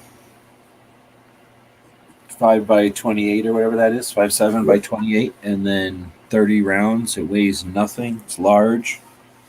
It has a light on it. And it totally screams paramedic to me. And then, like, just in its everything about the physical parts of it. And then it's a round that's all weird and like I could totally see a bunch of paramedics like geeking out on why 5.7 would be the appropriate round for them. Like it's the closest to a hypodermic needle, or like it has better blah blah blah through like a junkie or something. Yeah. We're going to talk about the rounds. Something big and slow, so they don't have to deal with fixing up quite as much. Well, that would be the other thing is you wouldn't, if you're talking about a paramedic, you're talking about not just a cop who has to deal with all kinds of stuff. A paramedic's, what's the word, like scenarios or whatever, or potential scenarios, I guess, are much closer to being all about drugs, almost exclusively, really, right? I mean, there might be a nut job who just wants to kill and a paramedic's there, or nut job just wants to kill and they know they can call a paramedic and has to show up. But otherwise, I would imagine every other dangerous thing a paramedic has to deal with is like accidentally got in the way of something, or they want their drugs, right? Or maybe like that paramedic killed my mom or something. But otherwise, I would imagine it's all about the narcotics they carry with them. Yeah, that's what I was thinking. That's kind of why I was thinking a revolver. One, you'd almost have to assume that majority of them that say they did go get the training that we were talking about and they got their certification, most of those trainings don't have any follow-ups for X amount of years. So we have to assume that they're probably not going out and becoming super proficient or anything like that. They just have the firearm in case they need it.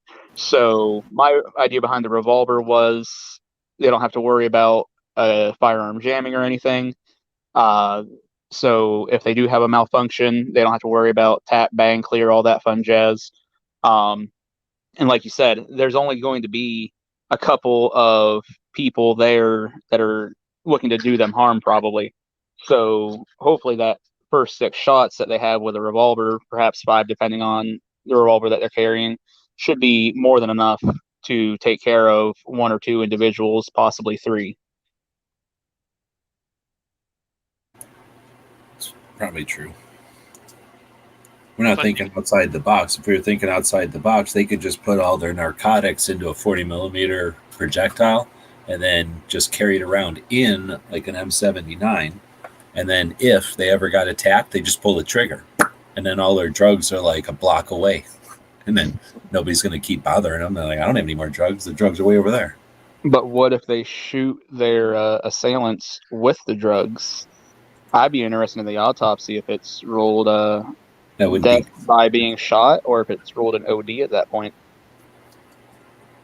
Well, if the paramedic was at the bottom of a staircase and the druggie was coming down at him and they had to shoot him up the staircase with all then I don't know, that'd be okay. Well, what about less than lethal rounds? If we're going to talk about arming them, and how about this? You can use your if you have a taser, you could use that alternately as a defibrillator. Well, it's not a defibrillator, but No. Well, okay. it would. Wrong word. That's the problem, though, is that tasers would. When tasers are dangerous, it's when people are feeble or hopped up, at risk, and paramedics are always showing up to people that are at risk. So it would just be like the worst case of worst cases. So, every crazy thing would just, I would think it's the same thing as less lethal. That's why police don't carry less than lethal, is because uh, if you've got to pull out something to stop somebody, you don't. It's not the long range. I'm going to shoot the gun out of their hands. That's. I guess they've done the math enough times that doesn't actually solve anything. You just have to stop the threat. So the rounds are for like, or what do you call those, rubber rounds and stuff, are almost exclusively for like prisons and stuff. When you've got like a dozen SWAT dudes, and the rubber stuff is just to stun the people and slow them down until the force of muscle hits them. Paramedics ain't going to have all that, and less lethal rounds by themselves barely keep a raccoon or something that's rabid away. Like, you really have to physically stop something from moving through loss of blood to get something to stop moving when it's not in the same right state of mind or whatever. Plus, Okay. with most of the less than lethal, they're going to be shotgun rounds, and I don't see a paramedic slinging shotguns on over their back. No doubt. So my final offer for revolver carried by paramedics would be a Smith 642. Don't have to worry about hammer, compact, out of the way.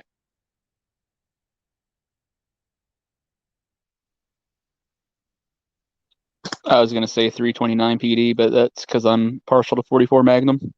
Oh yeah, me too. And honestly, if I'm going to be dealing with a crackhead or something that wants the narcotics that I would have on me, I want to. If I only hit him with one shot, I want that shot to count, no matter where I hit him. All right, then hammer shroud over a Smith 500. But then you're getting into an extremely large frame firearm.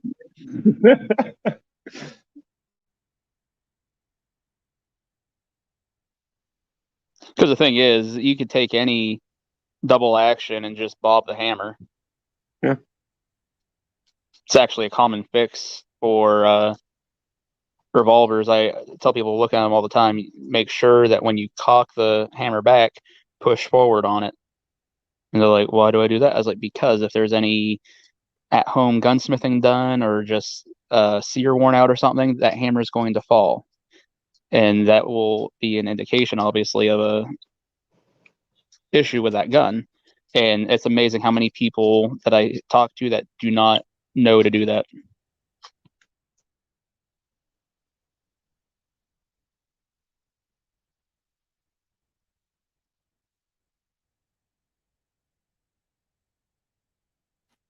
Woods came up with the right answer.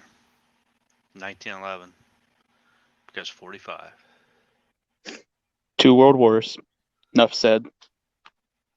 Because that way you just bring it out. You just brandish and everyone calms down. Yep.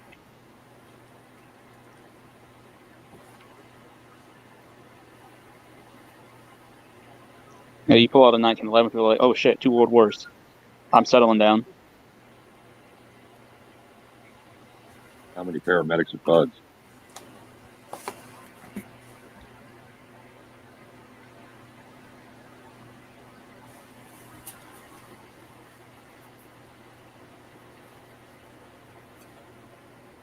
Let's see what else we chat about today. Going underneath here. I guess I'm going to go down this. Underneath this.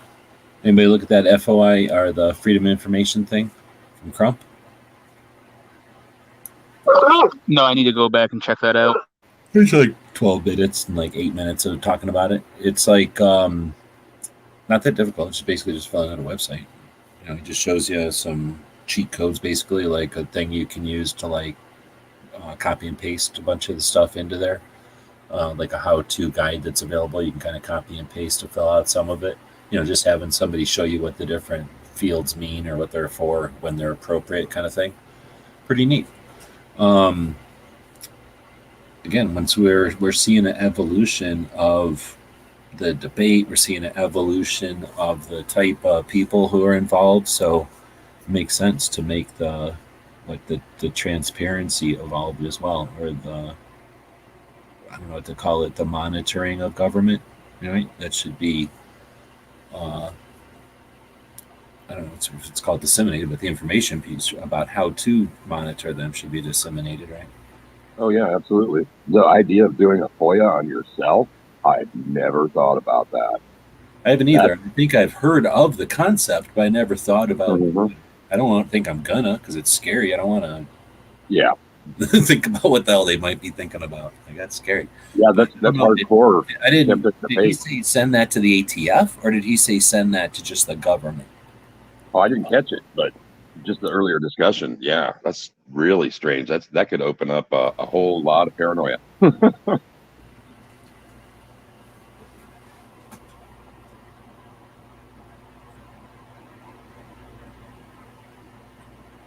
All right. Anyway, is there any other topics? We're right about the 2-hour mark. If we ended in the next 3 minutes, we could be 2 hours for 2A.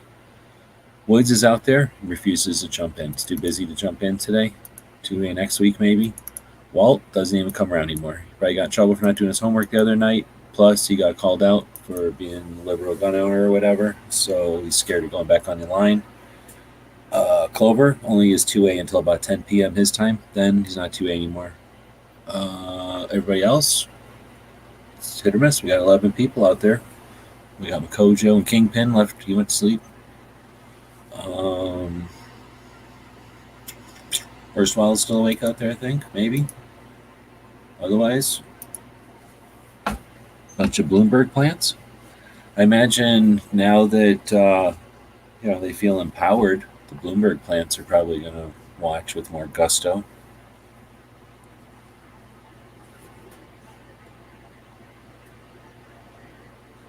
Best ground for paramedics. 1.5A is like one of those placards that you get on a on the back of a truck.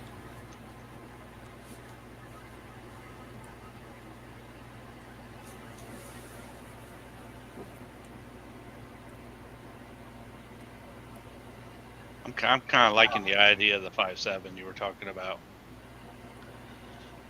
I just like the idea that it's a lot of rounds. They don't weigh a thing.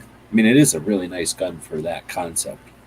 And I just don't know if it would be any good for junkies is the problem. Because I'm pretty sure that's the reason the government didn't like it, is it's not really effective if the person doesn't want to die.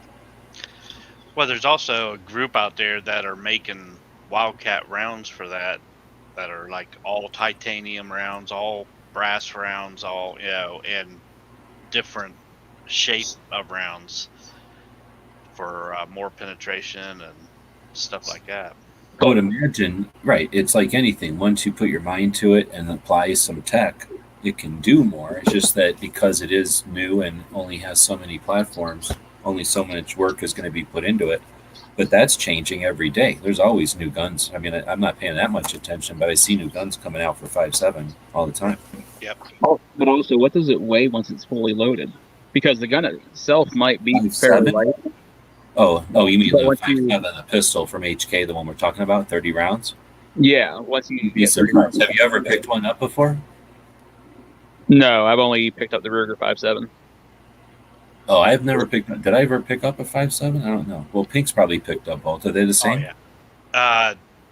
About the same. They're both plastic guns, so Yeah. The 5.7 from FN, literally, I'm not even shitting, is like picking up an empty squirt gun. Everybody who picked it up when it first came out would look up at me like I was fucking with them. Because I would go, this is not going to weigh as much as you think. And because it's big. And you give it to them and they look up at you like, all right, give me the real one. Because it weighs nothing. And then when you put in 30 rounds, it still weighs nothing. It doesn't weigh nothing. I haven't ever bothered to weigh anything. But That's what I was wondering, because I've never gotten to hold one fully loaded. It doesn't weigh anywhere near a 17 empty, I bet. I mean, maybe I'm exaggerating, but I don't think they weigh that much. Nah, that it's light. Their ammo is kind of big, but their ammo is like a kind of a little bit bigger 22 round with a shit ton of empty space with some gunpowder. Like their ammo looks big, but it's tiny little bit of metal. It's just there's nothing. It's just a bunch of fluff, and they just built all the fluff to be strong and shoot a little tiny dart really good fast. Like it's strong. It's like you can't break those guns, can you? I've never heard anybody complaining. The only thing you can complain about at 5.7 is that you don't like the ammo or it costs too much to buy a $2,000 fucking pistol. Yeah. Well, I don't know. They still cost that much? No, they're not that. I mean, if you can find the FN 5.7, they're about 13. But that's why everybody was so hyped up when the Ruger 5.7 came out, because they were saying MSRP around 7. So I mean, half the price. Yeah, still more than retail. My local shop has the Ruger 5.7 right now for about $680. Yeah. Do you got both, or you just played with both? Me or barbecue? Pink. I know he don't. No. I haven't. Well, the only new things I've picked up lately is pistol caliber lever actions. I've just been on a niche about them. Right on. Makojo's saying G30 for EMS. G30 is the little 10mm Glock. I'd be down with that, but I don't think they could handle it. That's a lot of recoil for that small of a gun, especially for a paramedic that's worrying about everything else. For a period of years there, the Chevy 1-ton van was called the G30, and I feel like everybody who owns a G30 should be given the G30 by some sort of law or whatever. Yeah. Oh, no, it's a 45. You're right. Sorry. It's a little 45. But the problem is I would make it into a 10mm because you can just buy a 10mm slide for it. They have 10mm 1911s. So. Well, we don't have a 30. We have I say we because it keeps getting moved around. I don't own it right now, but I used to own whatever the 10mm version of that gun is. And I really 20, 29?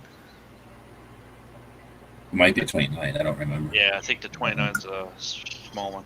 But the thing is, we turned it into the 10, and then I put a mag that has, the mag from the Chris, the mag pull extension. It makes it a 30-round mag. I put one of them in it, and it's amazing. It's awesome.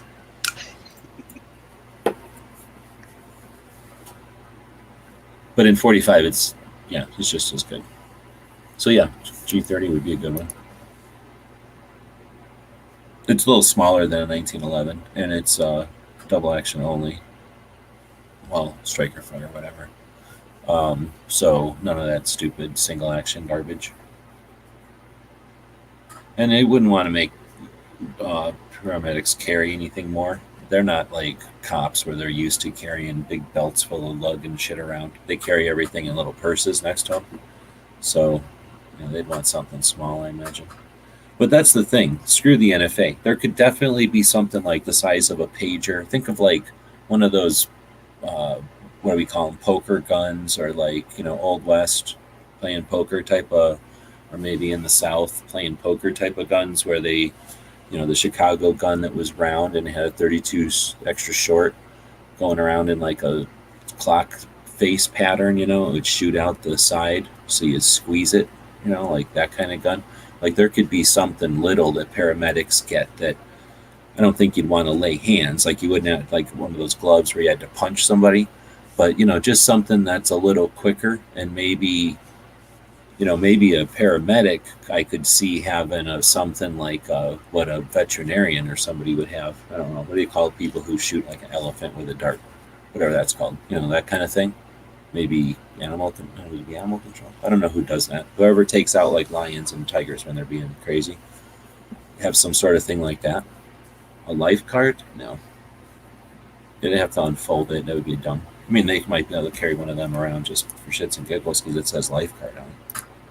But something that was already unfolded permanently, or like something in their kit, like some sort of a trap, who would be down for like, well, I guess that would be unnecessary, but like some sort of a lethal tool, like you were saying, put, or somebody was saying, put the, who was saying? Oh, the guy on the show was saying that they could put their guns into their narcotics lock boxes if they needed to be unarmed for something. Like, we'll just make make those things have a claymore or something on them. People learn real quick not to try to rip off paramedics when they start coming out with less limbs. Well, the thing is, the only place I could really see them having to disarm is like if they're going into prison, because that's the only place that I can really think of a police officer having to disarm. If they're going into a school or something, police officers don't disarm when they go into a school. They still have their sidearm on them.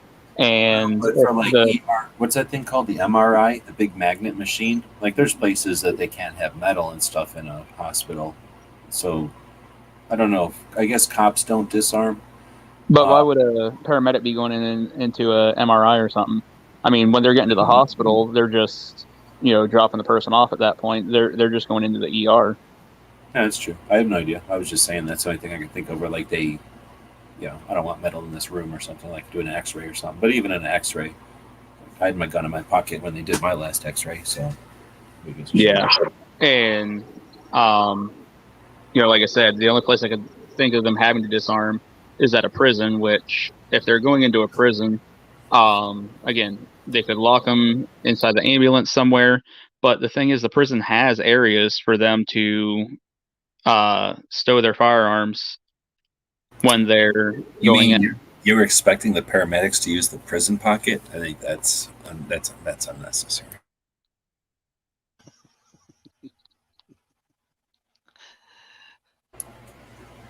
All right, we'll move on, I guess. Oh man, you killed it right there. That's awkward. All right, well, we're going to end the show right there. That's even more. All right.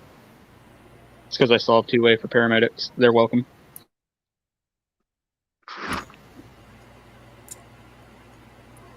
Horrible. Yeah, I just posed the question really quick to 3 EMTs that I know. Nobody got back to me, but I'd be happy to. I just sent out quick messages to 3 EMTs that I know, asking them, best carry and caliber, but nobody's gotten back to me yet. But I'd be happy to share that, like on Monday.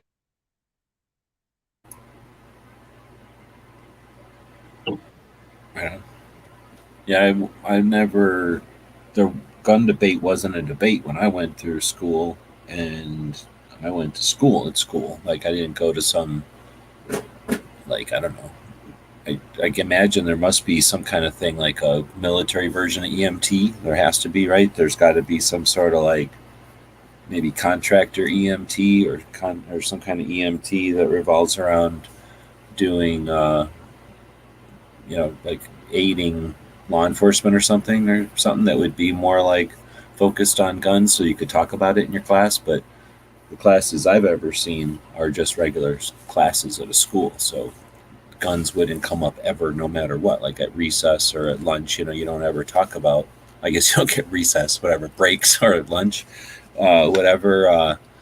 You don't get, there's no opportunity to really talk about guns. Maybe if you meet somebody in a class and then you go talk to them out of class or out of school, you might eventually get to be where you talk about guns. But even back in the day, it was just like almost like politics or religion. It was just something you didn't really bring up unless you had to, or it was part of the class or something. So anyway, I don't remember it ever even being a thing. And back in those days was sort of the beginning of don't do nothing, like till the police get here. And it was, everything evolved. So medicine has evolved, and emergency response and emergency procedures have all evolved into what we have today, and they'll be different in a few weeks because they constantly evolve. So at the time when I went to school, it was still evolving into everyone finally kind of getting on, not finally, but at the time, everyone was on board with the idea that it was better for aid workers to wait until law enforcement could clear a scene, because the greater percentage of the time, whatever, like the good outweighed the bad, I guess. I don't think that's the case, and I don't know if that was a unanimous. I don't think it's ever been unanimous, but at the time, everyone had kind of gone that way, that it's better to not rush in, instead to wait for cops to show up and let everybody die, and then go in and save who you can safely, because you need, I don't know, I don't believe justification on any of that. But anyway, so that stuff was still just becoming a thing. And now that's more like common. Like, I don't think anybody would ever care if the paramedics are just standing there waiting because they're waiting for the cops to show up, and the cops are busy. So I guess everybody in here is dying, you know. Nobody questions that, especially when you can exploit the number of deaths because the situation was political, right? When it's a tidal wave, you're all like, oh no, we need the cops in here right away. Don't worry about if that surfer has a gun. But if it's a gangbanger, well, you might as well let everybody die, because we got to make the perception that that guy might have a gun, right? So let's let everybody die here, because we want everybody to think that all of these people have guns, and guns are so dangerous, right? And these people are so dangerous. Like, it works out well. So I never really got into that, but that's been the thing. And I guess, you know, from afar, I never was employed as a paramedic, so it's easy for me to talk shit. But I've never been employed as a Second Amendment advocate either. I can talk shit about anything I want, because I am free for now. Anybody else want to talk about anything else tonight? I guess that's my way of wrapping it up. All right, well, I guess that'll be it. If you want to jump in off air, Pink is usually the one that jumps in from outside to the inside to off air, but this is the link. Even though we end it for you people, and you people think that it's over, it's not over. We've chatted in these off airs for hours after. That's the way it happens. A lot of other chats hide the fact that they have off-air chats, and they shadow cork legitimate shows, right? And then they don't let you into their off-air hidden shadow corking sessions. No, they're probably gossiping about you. Instead, we drop the link and encourage you, even though we're turning this off for all the mopes, right? All the weird, what am I calling, Bloomberg plants that are watching this show. Right, we're going to drop the link and still be chatting, and you're welcome to be in the conversation either in front of everybody or in the off-air chat, where it gets, I don't know, all the secrets happen. Oh, look who's jumping in for the off-air. It's happening before we're even off-air. So with that, you go join the people on Discord that hide from the rest of the internet, or you could be part of the actual conversation that evolves, takes us in new directions, which will be our off-air chat. I'm just kidding. So, Woods, you got anything else to throw in now that you jumped in more? Or do I get on my 2A back? Oh yeah, you can have 0.5 for that. Okay. Jumping in at the last moment. Kojo's saying, see you in the morning at 9 a.m. I ain't getting up that early. What do you think this is? I don't drink coffee no more. So I'm surprised I'm even awake. When this ends, we're going to go eat bacon. We got free bacon. I'm in. We didn't even talk about all the desserts. Nobody even brought any desserts. I made it clear at the beginning of the show that if you had desserts, put them over here. Somebody said something about cinnamon. I agree. Cinnamon's gross. I mean, I don't mind cinnamon on a thing. Like, you can put cinnamon, like sugar or salt on a thing, I guess.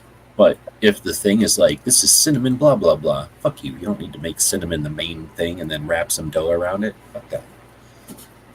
Cinnamon is a fucking stick. You don't want any of this chocolate dip bacon that I brought? No, that's fine. But I'm just saying, I was looking back at the beginning where I was asking people to mention what desserts they brought for the dessert buffet today. Nobody brought nothing. So all we got is whatever we had originally, which I don't remember what the picture had in it, but it was colorful yet gross looking dessert buffet. The best dessert buffets don't look that good because they're basically all chocolate and they just kind of look all brown. But they're delicious and they're the best dessert buffets. I was looking for some pictures of dessert buffets before the show, and turns out the best dessert buffets are the worst desserts, right? All the like dumb, colorful stuff that nobody wants to eat but looks good. Fruity things, fruity jellos, and Strawberry. yeah. I mean, I don't mind eating some stuff, but I don't know. Anyway, so the stuff on our dessert buffet here is kind of like that one that's over by where Bob stays. They have an okay dessert buffet, but it's like a third of the size of a good one. And yeah, their assortment has barely any chocolate in it. It's a bunch of like middle of the road, nobody will be offended by cheesecake type of stuff. But whatever, nobody's offended by cheesecake, so I guess everybody can have a bunch since nobody really showed up. Who left?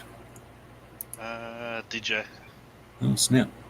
All right, well, so we're going to have a rockin' off air. Actually, he's probably just now getting to work, though. So while some of you are going to sleep, the rest of y'all are just barely getting to work. So we'll be back to pick up later.